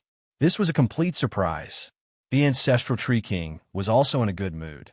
He had asked Helene to carry out this mission with a long-term plan, but he did not expect it to work so quickly. Don't ask. If you ask, fate is on my side. This was definitely the blessing of the goddess of luck for the world tree. Come back. When the mother tree confirms the death of the pivotal snake, the position of the tree king will be yours. All right, I'll go back now. Helene suppressed her excitement and was about to open the teleportation gate to return. However, just as she was about to return in excitement, the ancestral tree king suddenly exclaimed and interrupted her. Wait a minute. The mother tree senses are changing. Helene was stunned. What's wrong now? The mother tree's perception of the pivotal snake has stopped weakening and is instead becoming stronger. Strange, this is too abnormal. What happened? The ancestral tree king's tone sank. The stronger the world tree's perception of the pivotal snake, the more mature the pivotal snake would be. Now, it was only able to sense a general range. Only when it reached adulthood would it be able to accurately locate each other. Just now, After the signal of the pivotal snake weakened for a while, it suddenly rose against the trend. Soon, it exceeded the previous limit and was still rising. Haleen stopped in her tracks in shock. Why is this happening? You didn't do anything extra, did you? The strength of the perception was still rising. The ancestral tree king felt that something was wrong, and his tone was filled with suspicion. Absolutely not. I've been focusing on setting up traps. Even when I coincidentally encountered the 3 universal civilizations' fleets, I didn't make a move. Haleen was so anxious that she almost swore an oath and shared the relevant memories in the mental network. The ancestral tree king quickly browsed through her experiences in the past half a year and did not find anything abnormal. With a solemn expression, he said, "There's only one explanation. Blackstar used some kind of method to save the pivotal snake and greatly accelerated its growth." Before he could finish his sentence, the mother tree's consciousness suddenly became restless, as though it was feeling a strong sense of panic. The pivotal snake's perception seemed to have broken through some kind of limit. A large area of perception suddenly disappeared and turned into precise coordinates in the blink of an eye. The ancestral tree king's eyes widened, and his emotions fluctuated. He felt as though he was in a weightless zone, and his mind almost went blank. The connection between the world tree and the pivotal snake was two-way. When the world tree could accurately locate the pivotal snake, it meant that the pivotal snake had entered adulthood and could also locate the exact coordinates of the world tree. This meant that the location of the mother tree's main body had been exposed. If not for the fact that he was sure that the mother tree would not lie, he would even suspect that the poison mixed by the mother tree was actually the catalyst for the pivotal snake to mature. For a moment, the ancestral tree king was confused. I sent someone to assassinate the pivotal snake. Even if they failed, I would only lose a high-level combatant. But why did they mature the pivotal snake instead?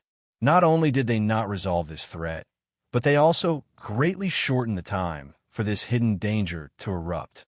We originally had a few decades to deal with it, but now this buffer time is gone. We are not mentally prepared at all. What should we do? How could this be? Haleen was also stunned. She stood rooted to the ground, doubting her life. Before the two of them could recover from their shock, a spatial rift suddenly opened in this secondary dimension. Han Xiao stepped into the void and slowly walked out. Han Xiao scanned his surroundings and quickly locked onto a spot that looked empty. It was actually where Haleen was hiding. He smiled. "Do you want to come out yourself? Or do you want me to invite you?" Haleen's heart skipped a beat, and her expression changed drastically. The continuous changes caused her heart to be in a mess. She did not expect Blackstar to find her so quickly. Furthermore, with just a glance, he had seen through the stealth effect of the leaf invisibility, cloak, and locked on her location. "Stop hiding. You won't be able to escape from my senses." Han Xiao did not wait. Mechanical particles flowed along his arm, turning into a circular device that released waves of invisible force fields in Haleen's direction. In the empty space, Haleen's figure suddenly appeared, fluctuating like ripples. Seeing that her whereabouts had been exposed, Haleen was shocked and hurriedly opened the teleportation gate to retreat. However, at this moment, Han Xiao raised his hand and grabbed. A mechanical disc rose from behind his head like a halo, freezing space and shattering her teleportation spell. Immediately after, lightning flashed, and a bunch of mechanical oracles surged out with mechanical force, surrounding Haleen. However, they did not attack immediately. Oh no! Haleen was filled with despair. The difference in strength was too great, and she could not fight a transcendent alone. She gritted her teeth and made up her mind to fight to the death. However, at this moment, the shocked voice of the ancestral tree, King, sounded in the mental network. "Wait a minute. Why is the mother tree's location on Blackstar?" Haleen was stunned. She took a look and was shocked. The coordinates of the pivotal snake that the mother tree had locked onto her Blackstar? What was going on? At this moment, Han Xiao did not attack immediately. Instead, he sized Haleen up with interest and said, "Your idea of plotting against the pivotal snake is pretty good, but it's a pity that it's useless. I know that you guys have a mental network that can contact each other regardless of distance. Help me pass a message to the Ancestral Tree King. I already know the location of your World Tree's main body. You guys have already lost this battle. What did you do? Helene could not help but ask. Are you referring to how I dealt with the genetic poison you guys released? Han Xiao smiled and raised his hand. A translucent snake-shaped figure appeared in his palm and coiled around. It was the pivotal snake that had been modified into a virtual life form. The pivotal snake had been transformed into a virtual life form, and Han Xiao had instilled a large amount of data into it, using the method of artificial intelligence to accelerate its maturation. The result made him overjoyed. His previous assumption was correct.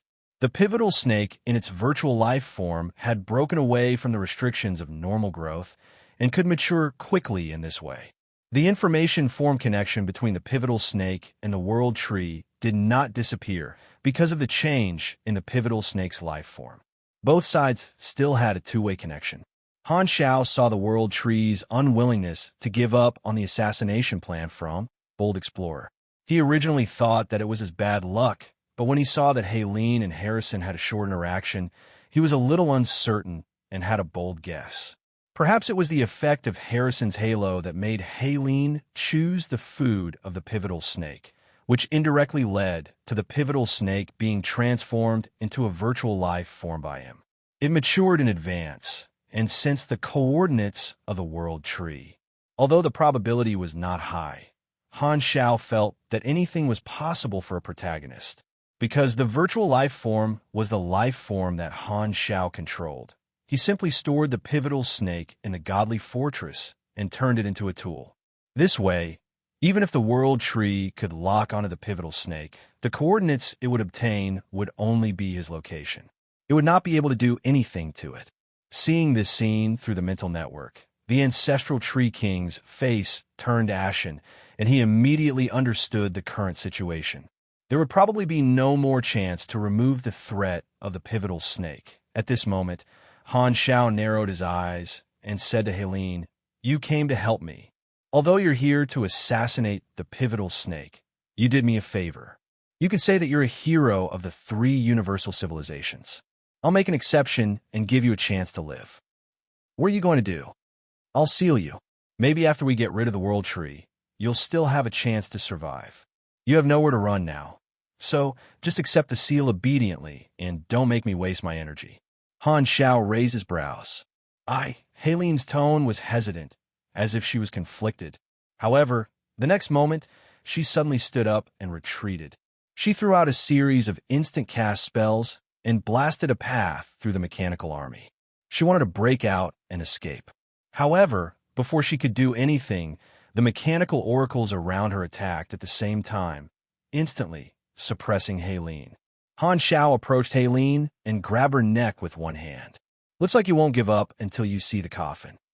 Han Xiao narrowed his eyes and crushed her protective spell before throwing her toward the mechanical oracles. An intense battle immediately broke out, but there was no suspense in the battle. The one-sided suppression did not last long, and Helene, who was at the end of her rope, was ravaged by the group of mechanical oracles until she was almost paralyzed.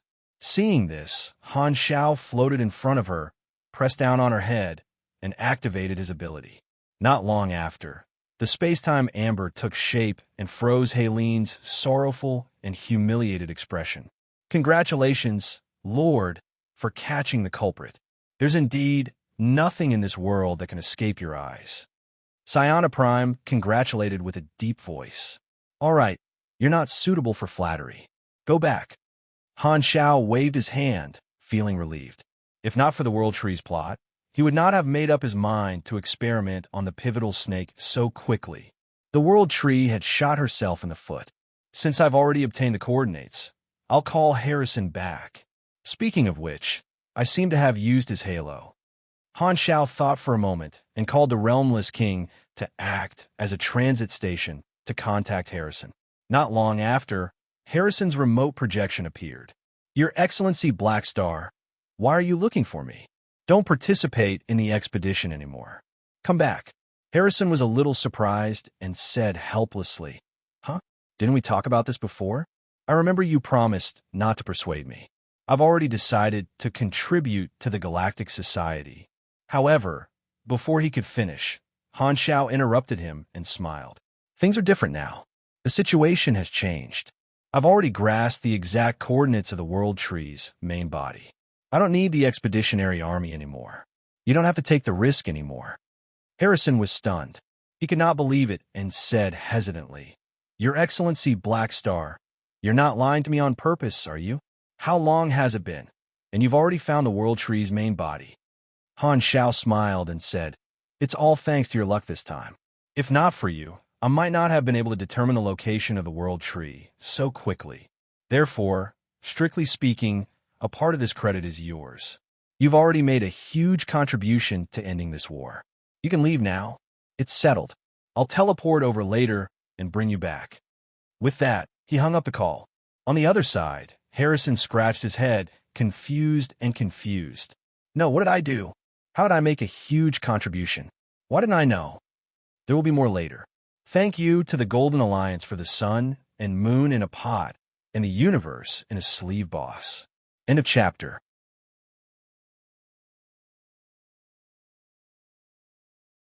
Chapter 1456. Secondary Dimension World. Area controlled by the World Tree Civilization. Tree King Palace. His mental network with Haleen was cut off, and the Ancestral Tree King knew that she had been sealed by Black Star. He closed his eyes silently with a gloomy expression. What should we do? The Fortitude Tree King looked over with a complicated tone. The Ancestral Tree King pressed his brows, and his expression changed. He was depressed, disappointed, indignant, and regretful. After a moment of silence, he opened his eyes again and slowly spoke with a helpless and weak expression. Recall all the troops outside and return to the secondary dimension area. All troops will protect the Mother Tree's main body. We're giving up on the invasion. Now is not the time to think about how to invade the enemy. It's time to guard against the enemy's counterattack. The Ancestral Tree King's eyes were solemn, and a hint of unwillingness flashed across them. The coordinates of the Mother Tree's main body had been exposed. If it were an ordinary opponent, the World Tree Civilization would not be too flustered. They could have sealed the dimension and mobilized a large number of troops to defend it. Even if the enemy wanted to attack the Mother Tree's main body, they would have to cross countless lines of defense. However, the three universal civilizations happened to counter this tactic. The multi-dimensional sky opening transportation device could ignore any spatial seal and pass through any line of defense. Once the Mother Tree's coordinates were exposed, it would be equivalent to giving the three universal civilizations a chance to attack at any time. The Ancestral Tree King did not dare take the risk and had no choice but to withdraw all his troops to protect the Mother Tree's main body. Now, it was his turn to worry about the invasion of the three universal civilizations. In the eyes of the Ancestral Tree King, this method was like drinking poison to quench his thirst. Even if he could defeat the armies of the three universal civilizations time and time again, the pivotal snake was already completely under Black Star's control. He could locate the Mother Tree's main body at any time, which was equivalent to the World Tree never having a day of peace. The Ancestral Tree King could not think of a way to turn the tables. His civilization had not fallen into such a desperate situation for a long time. After hunting so many civilizations, he had finally encountered a tough opponent. How could he not wet his shoes if he often walked by the river? Is there really no other way? The Fortitude Tree King asked softly. Yes, and it's very simple. As long as we kill Black Star, everything will be resolved. The Ancestral Tree King was expressionless. If we could kill him, we would have done so long. The Fortitude Tree King had a bitter expression. Therefore, the leadership of the war is no longer in our hands. We have lost the environment to execute our long-term strategy. The only thing we can do now is to react as they come. The Ancestral Tree King said bitterly. At this point, he didn't know where his fate was going to lead. The Tree King's order was transmitted to all the officers through the mental network. Regardless of whether they were shocked, panicked, or unwilling, all the officers obediently carried out the order. The World Tree Fleet that was stirring up trouble in the three universal civilizations' territory retreated in batches. The army stationed outside the flickering world also abandoned their strongholds and left through wormholes. The sudden retreat of the World Tree caused many of the reinforcements of the Galactic Alliance army to miss. Many people were confused, not knowing what the World Tree was doing. This information was quickly passed on and attracted the attention of the higher-ups. In the Strategic Command Center of the Galactic Alliance Army, an emergency meeting was in progress. The remote projections of the three universal civilizations leaders were also present. They received the report from the General Staff and were greatly surprised. They participated in the meeting together and listened to the military analyze the reason for the World Tree's withdrawal. The World Tree clearly has the initiative and can harass and devour our territory as much as it wants, but now it suddenly stopped invading. Not only that, but even the army outside the flickering world border has been withdrawn. This situation is quite strange, and we don't know the reason yet. What do you think? Commander Simon's tone was solemn. Everyone present had solemn expressions as they stared at the virtual strategic sandbox. They were not optimistic and felt that the World Tree's withdrawal was a good thing. From their perspective, there must be a reasonable, unknown reason behind such an illogical action. In the eyes of the military, the World Tree was most likely up to something, but they did not know the enemy's goal, so the atmosphere was very tense. Tenny knocked on the table and said with a deep voice, "According to the calculations of the General Staff, the sudden withdrawal of the World Tree might be a trick to mislead our judgment. They are secretly preparing an unknown large-scale military operation, and their target might be our central galaxy, the mother planet of the three universal civilizations." Hearing this, everyone's expression became even more serious. If that's the case, we have to continue strengthening the defenses of our mother planet. The World Tree retreated at the cusp of the storm. The operation they are preparing is definitely not a simple formality. If we relax, they might really succeed. Simon's expression was solemn, and his voice was firm. At this moment, an officer of the Arcane Church hesitated for a moment before saying, "Doesn't anyone think that something happened inside the World Tree?" The ethereal Pope turned to look at him and said with a deep voice, "We can't hope that something will happen to the enemy. We have to consider the worst possibility first." At this moment, President Lewis of Radiance thought for a while and said, "There must be a reason for the World Tree's withdrawal. Could it be that the traitors secretly leaked some information to the World Tree, causing them to make a new decision?" As soon as he said that, the expressions of the officers turned solemn. In the past half a year, the three universal civilizations had been resisting the invasion of the World Tree while investigating the traitor internally. There were a lot of suspects, but they could not confirm the culprit. Under the pressure of foreign enemies, the three universal civilizations did not dare to kill the wrong person. The cooperation of the Galactic Alliance Army was not easy to come by, and they were afraid that they would wrongly accuse their innocent allies and cause internal turmoil. This was not the right time. Bruce agreed. This is also a possibility. The existence of the traitor is still an unstable factor, and it's most likely to lead to all kinds of variables. We still have to come up with an effective way to make the traitor reveal himself, the ethereal Pope emphasized. Just as everyone was expressing their opinions and discussing endlessly, another remote projection suddenly appeared in the conference room. Everyone turned around and saw that it was Black Star. "Yo, the meeting has already started. Looks like you guys didn't wait for me."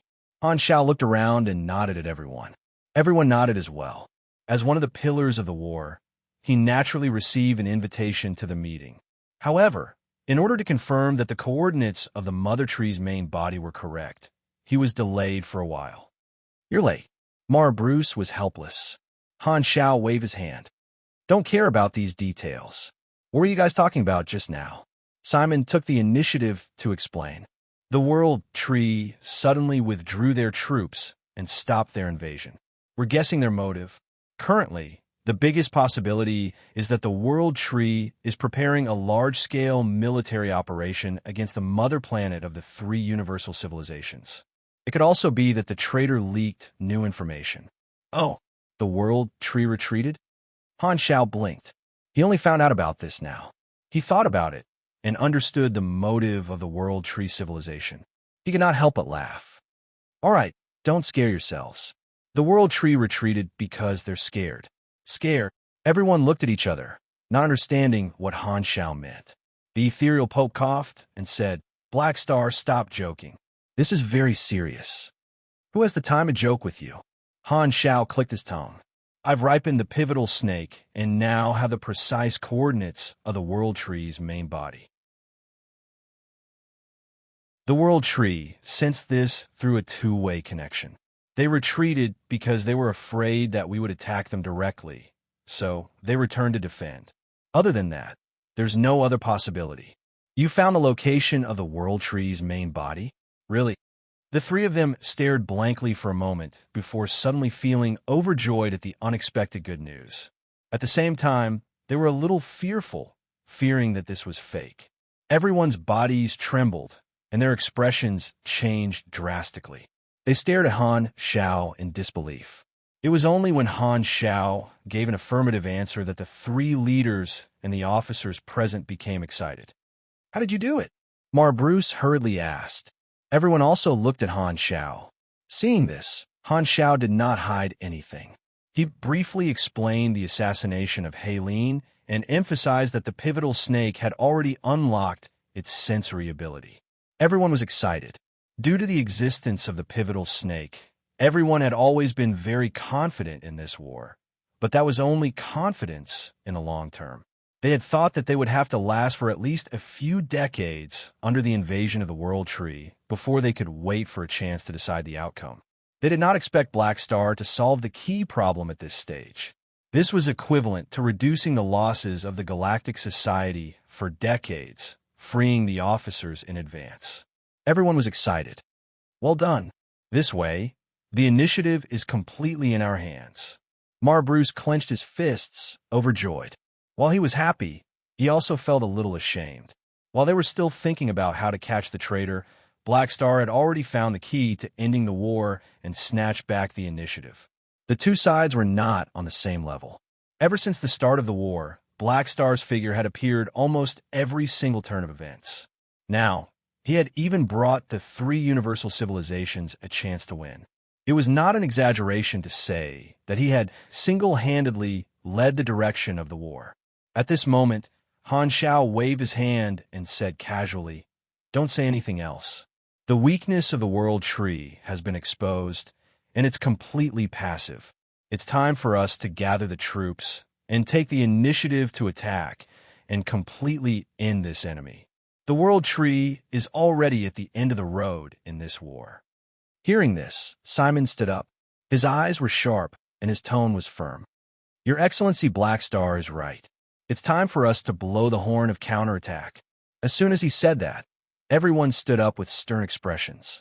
They looked at the three leaders and asked in unison, Please give the order. Seeing this, Mar Bruce, Lewis, and the Pope's expressions turned serious. They nodded heavily and said solemnly, All right, from now on, we will make strategic adjustments. Our primary goal is no longer to defend our country. Now, we will completely destroy the World Tree civilization as our new strategic goal. Understood.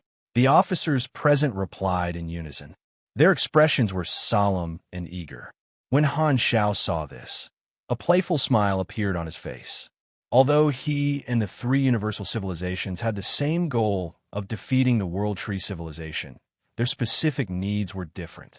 From the perspective of the three universal civilizations, destroying the World Tree naturally made them feel the most at ease. However, from Han Xiao's perspective, he could only say that resisting the enemy together was sincere and using each other was also sincere. After resolving the main conflict, the differences between me and the three universal civilizations will also surface. These people are thanking me now but who knows what will happen when the time comes. Han Zhao's eyes flickered as he calculated. As the world tree retreated, the intense battle between the two sides stopped, causing the explored universe to suddenly fall silent. Before the galactic residents were mentally prepared, the flames of war suddenly extinguished. It was as sudden as the world tree's invasion, coming and going in a hurry.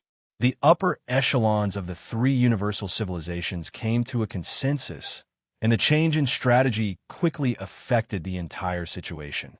The Galactic Alliance army no longer patrolled the territory, but began to gather in the central galaxy. Sensing the change in the situation, the countless galactic residents who were originally in a state of panic were stunned for a moment. They did not understand the situation.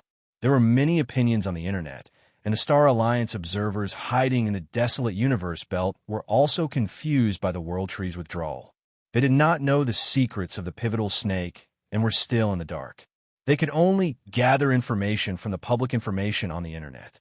At this moment, they were confused. Strange, the World Tree should have been devouring the three universal civilizations. Why did it leave all of a sudden? In the secret base, many Star Alliance observers were confused.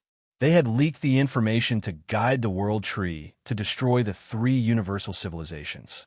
In the past half a year, the World Tree's actions had perfectly matched their expectations, allowing them to watch the fire burn across the river. Originally, things were developing in the direction they had planned. Just as they were enjoying the show, the World Tree suddenly slipped away. The Star Alliance observers were caught off guard. The World Tree must have its reasons for doing this. They might not be satisfied with small fights and are gathering their troops, preparing to cause a big commotion. The captain of the observers analyzed for a while and came to a conclusion. Hearing this, the members felt that it made sense, and the surprise in their hearts turned into anticipation. At this moment, the spies of the Star Alliance did not know that the tool of their plan, the World Tree civilization, which they had high hopes for, was currently in a difficult situation. Thank you, Sun and Moon in a pot, Universe in a sleeve, for your Gold Alliance reward of 10 million. Thank you, Huang Mao Yuan, for your reward. End of chapter.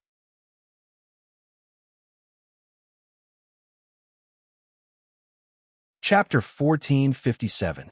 The news of the reversal of the battle quickly spread to the upper echelons of the Galactic Alliance army.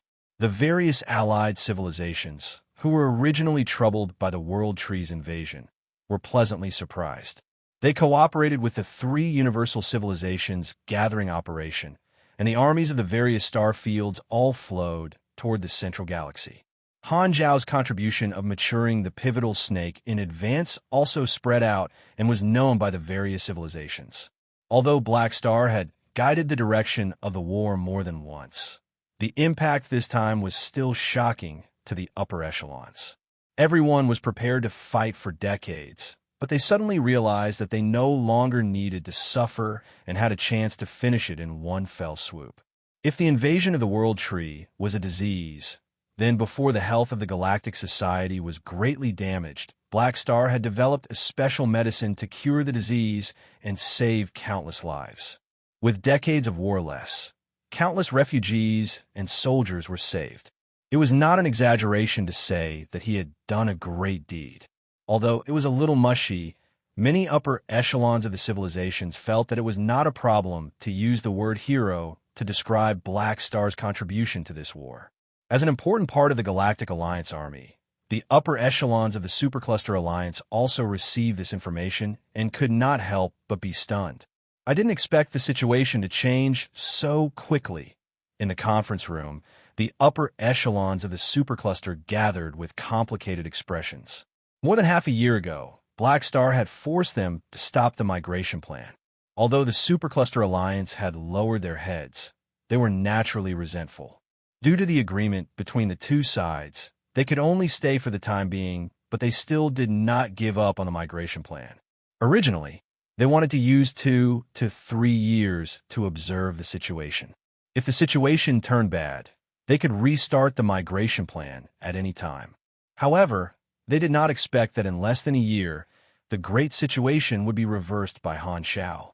The full invasion of the World Tree was disintegrated, causing the three universal civilizations to lose their restraint. This way, even if they wanted to migrate, they would lose the prerequisite. The current explored universe did not have a chaotic environment for them to carry out this plan. If they insisted on doing so, the three universal civilizations would have enough energy to deal with them. Sigh, we can't leave now even if we want to. It's all because of Black Star that we didn't seize the opportunity. Someone was vexed. The Star Arc leader shook his head and said helplessly, "You're wrong. We've profited from a disaster this time. If Black Star hadn't stopped us from carrying out this plan, we would be in trouble now." Everyone thought about it and felt their scalps go numb. No one had foreseen that in just half a year, the World Tree would be overwhelmed by Black Star. If they had really initiated the migration, they would have been screwed. This bit of time was not enough to complete the entire migration plan, and they would not be able to go far. At the same time, they would have lost their way and would be treated as a traitor who leaked information and become the target of public criticism. In that case, this was a blessing in disguise. They had to thank Big Brother Black Star. Everyone shuddered when they realized this. At this moment, the Star Arc leader was deep in thought. He pondered for a moment and said, "I think that Black Star has already expected the current changes.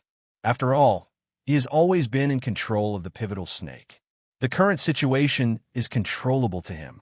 When he came to us and forcefully asked us to give up on migrating, other than considering the overall situation, he might have also been reminding us vaguely and using his own method to help us avoid this trap." Hearing this, the eyes of the upper echelons of the supercluster flickered. The Star Arc leader glanced around, paused, and continued. "Black Star naturally didn't do this because he had any relationship with us, but because of his interests.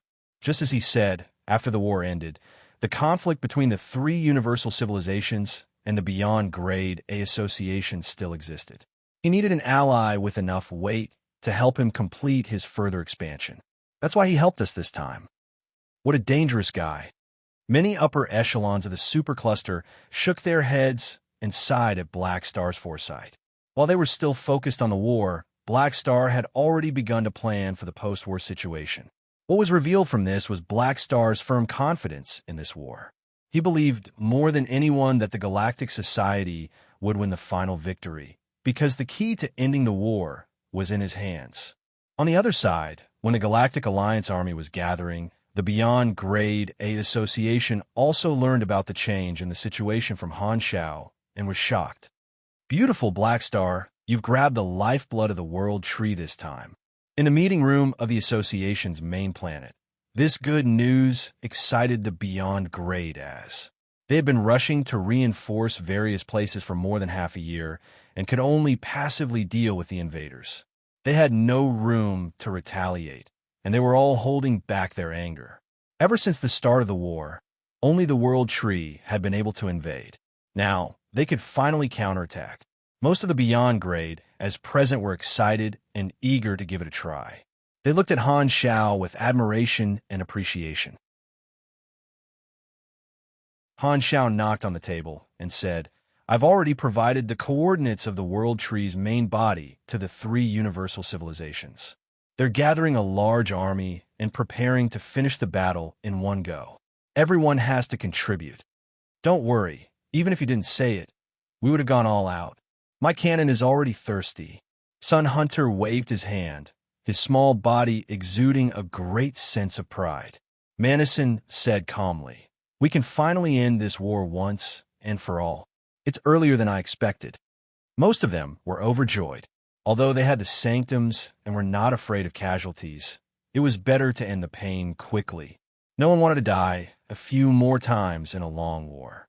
Han Shao raised his hand and gestured for everyone to not be so excited. He slowly said, "Our chances of winning this war are more than 90%. Defeating the World Tree civilization is only one aspect. After the war, we still have more things to deal with. In order to prevent the three universal civilizations from burning the bridge after crossing the river, I need everyone's strong support." Hearing this, Everyone restrained themselves and waited for him to continue. What do you plan to do? Kasui asked on behalf of everyone. I plan to use the aftermath of the war to change the nature of the association and turn it into a civilization regime, forming a true third force. With our reputation in the war and our own strength, the three universal civilizations have no choice but to accept it. Now, I'll inform you guys first. When the time comes, I'll call out your names. You just have to support me fully, Han Xiao explained briefly. Is it finally coming to this? Don't worry, we'll definitely cooperate. Everyone was energized. This was a crucial step in the transformation of the Beyond grade as everyone had expected it, so there was no objection. This time, Manison suddenly said, we have to be careful of one problem. Under the premise that victory is in their hands, the three universal civilizations might have other thoughts. They might take a fancy to the power of the world tree. We'll help the three universal civilizations defeat the foreign enemies, but we can't sit back and watch them control or subdue the world tree and turn it into a weapon against us. This is absolutely not allowed. Hearing this, everyone nodded in agreement. The world tree had already proven its terror. Originally, the combination of the Beyond Grade A Association and the Supercluster Alliance could fight against the three universal civilizations. If the three universal civilizations controlled the world tree, their strength would expand to a new level and threaten the survival of the Beyond Grade as again. This was not an outcome that anyone wanted to see. Han Zhao's eyes moved, and he smiled. So, everyone, be careful when you fight. Pay attention to the three universal civilizations. Don't let them hinder my actions. The three universal civilizations had specially divided a gathering area in the central galaxy. As the armies of the various star fields arrived, the size of the fleets on standby had reached an astronomical number. The Radiant Federation had almost taken out all the multidimensional sky opening transportation devices in their inventory and arranged them neatly. Because the World Tree had shrunk its forces to protect the Mother Tree's main body, this battle could only be fought head-on. It was truly an all-out battle between both sides, and the scale of the battle was the largest since the start of the war. All the warriors in the spaceships had solemn expressions, and the atmosphere was like a decisive battle. On the player forums, the related posts were already flooding the screen. The players naturally would not miss such a big scene. Basically, everyone gathered and accepted the same mission, to be the vanguard of the main army and find out the distribution of the World Tree Civilization's forces in the main dimension. The players did not have any objections to this, and were even willing to endure it. After all, no one was more suitable for this mission than them, and they had room to perform in such a big scene. However, most of the players were not mentally prepared for the sudden change in the war situation and were all surprised. Isn't the version called Invasion of All Realms? I thought the World Tree's attack would last longer. Maybe we got the priority wrong. Invading the other side is the true meaning of the version name. Speaking of which, in such a large-scale war, I feel like our influence is very limited. F***CK. Don't tell me we're going to watch cinematics again? I don't think so. I don't think this battle will end in a short period of time. I'm afraid it will become a meat grinder battlefield. It should be very tragic. It's hard to say. It's not that the enemy isn't working hard, but we have Black Star. The players discussed on the forums nonstop. Although there were many complaints, they were still looking forward to the three universal civilizations counterattack. On the other hand, the Strategic Command Center was busy deducing the tactical arrangements for this battle and various possible scenarios. Simon, Tenny, and the other senior officers discussed intensely, and Han Xiao and the others were able to listen in. The first wave of Immortals will be the vanguard to bring back more positioning data. Then, we'll use the multidimensional sky opening transportation device to bombard them with firepower. With 200,000 keys of destruction in one batch, we'll release 20 batches first. Then, we'll repeat this a few times and try our best to damage the enemy's strength. After that, we'll release the main fleet in batches. Due to the limited efficiency of the teleportation device, we can only use the tactic of adding fuel. It will take some time to alleviate the disadvantage of our forces, so this period of time will be the period with the highest casualties. The enemy will definitely guard the World Tree's main body tightly. Our goal will always be to break through the enemy's defense zone, open a path to the World Tree's main body, and behead it. This requires the cooperation of high-level combatants. At this point, the senior officers present all turned to look at Han Xiao. Han Xiao knew what they meant and slowly said, "When the time comes, I will be the arrowhead and lead the beyond grade as to charge forward. You guys will be in charge of providing firepower support. When the time comes, all the direct beyond grade as will listen to your orders," Simon said solemnly. Beyond grade as had strong individual combat strength and flexibility. They were the best candidates to charge forward. According to the tactical deduction of the three universal civilizations, there was a high chance that this battle would be won with their high-level combatants. Therefore, the importance of Black Star and the other beyond grade, as in this war, was self-evident. Han Xiao was already mentally prepared. What he had his eyes on was the forces of the three universal civilizations, which could help him break through to the World Tree's main body. Only then could he carry out the real plan. Although the three universal civilizations did not have the intention to fight a blitzkrieg battle, with the speed of the World Tree's explosive growth, a large number of troops would be added every day. The three universal civilizations could not help but speed up their gathering. After a few more days, the three universal civilizations saw that their forces were almost gathered, so they launched the battle without hesitation. In the vast universe, many fleets carrying players steered into different multi-dimensional sky, opening transportation devices. With flashes of light, they disappeared from where they were. At the same time, in the secondary dimension, the World Tree's main body dimension, the area of this space far exceeded that of an ordinary dimension. A gigantic tree that reached into the sky stood in the middle. Its branches and leaves were lush and verdant, and its surroundings were densely packed with spatial rifts. Countless roots extended out from the gigantic tree and pierced into them. This gigantic tree was the main body of the World Tree. At this moment, layers of protective shields enveloped the World Tree's main body, and the surroundings were filled with the seemingly endless World Tree fleet. They had been waiting here for many days, forming layers of tight defense lines and installing countless weapons. Buzz! Buzz! Suddenly, light flashed in the distant horizon, and the vanguard formed by the players descended, appearing in the vision of the World Tree fleet. They're here, on a branch at the top of the World Tree's main body. The ancestral Tree King opened his eyes and looked in the direction of the enemy with a stern expression. You're tuning in to the Warrior Lore YouTube channel. Don't forget to subscribe and join us on this journey to catch the most captivating stories.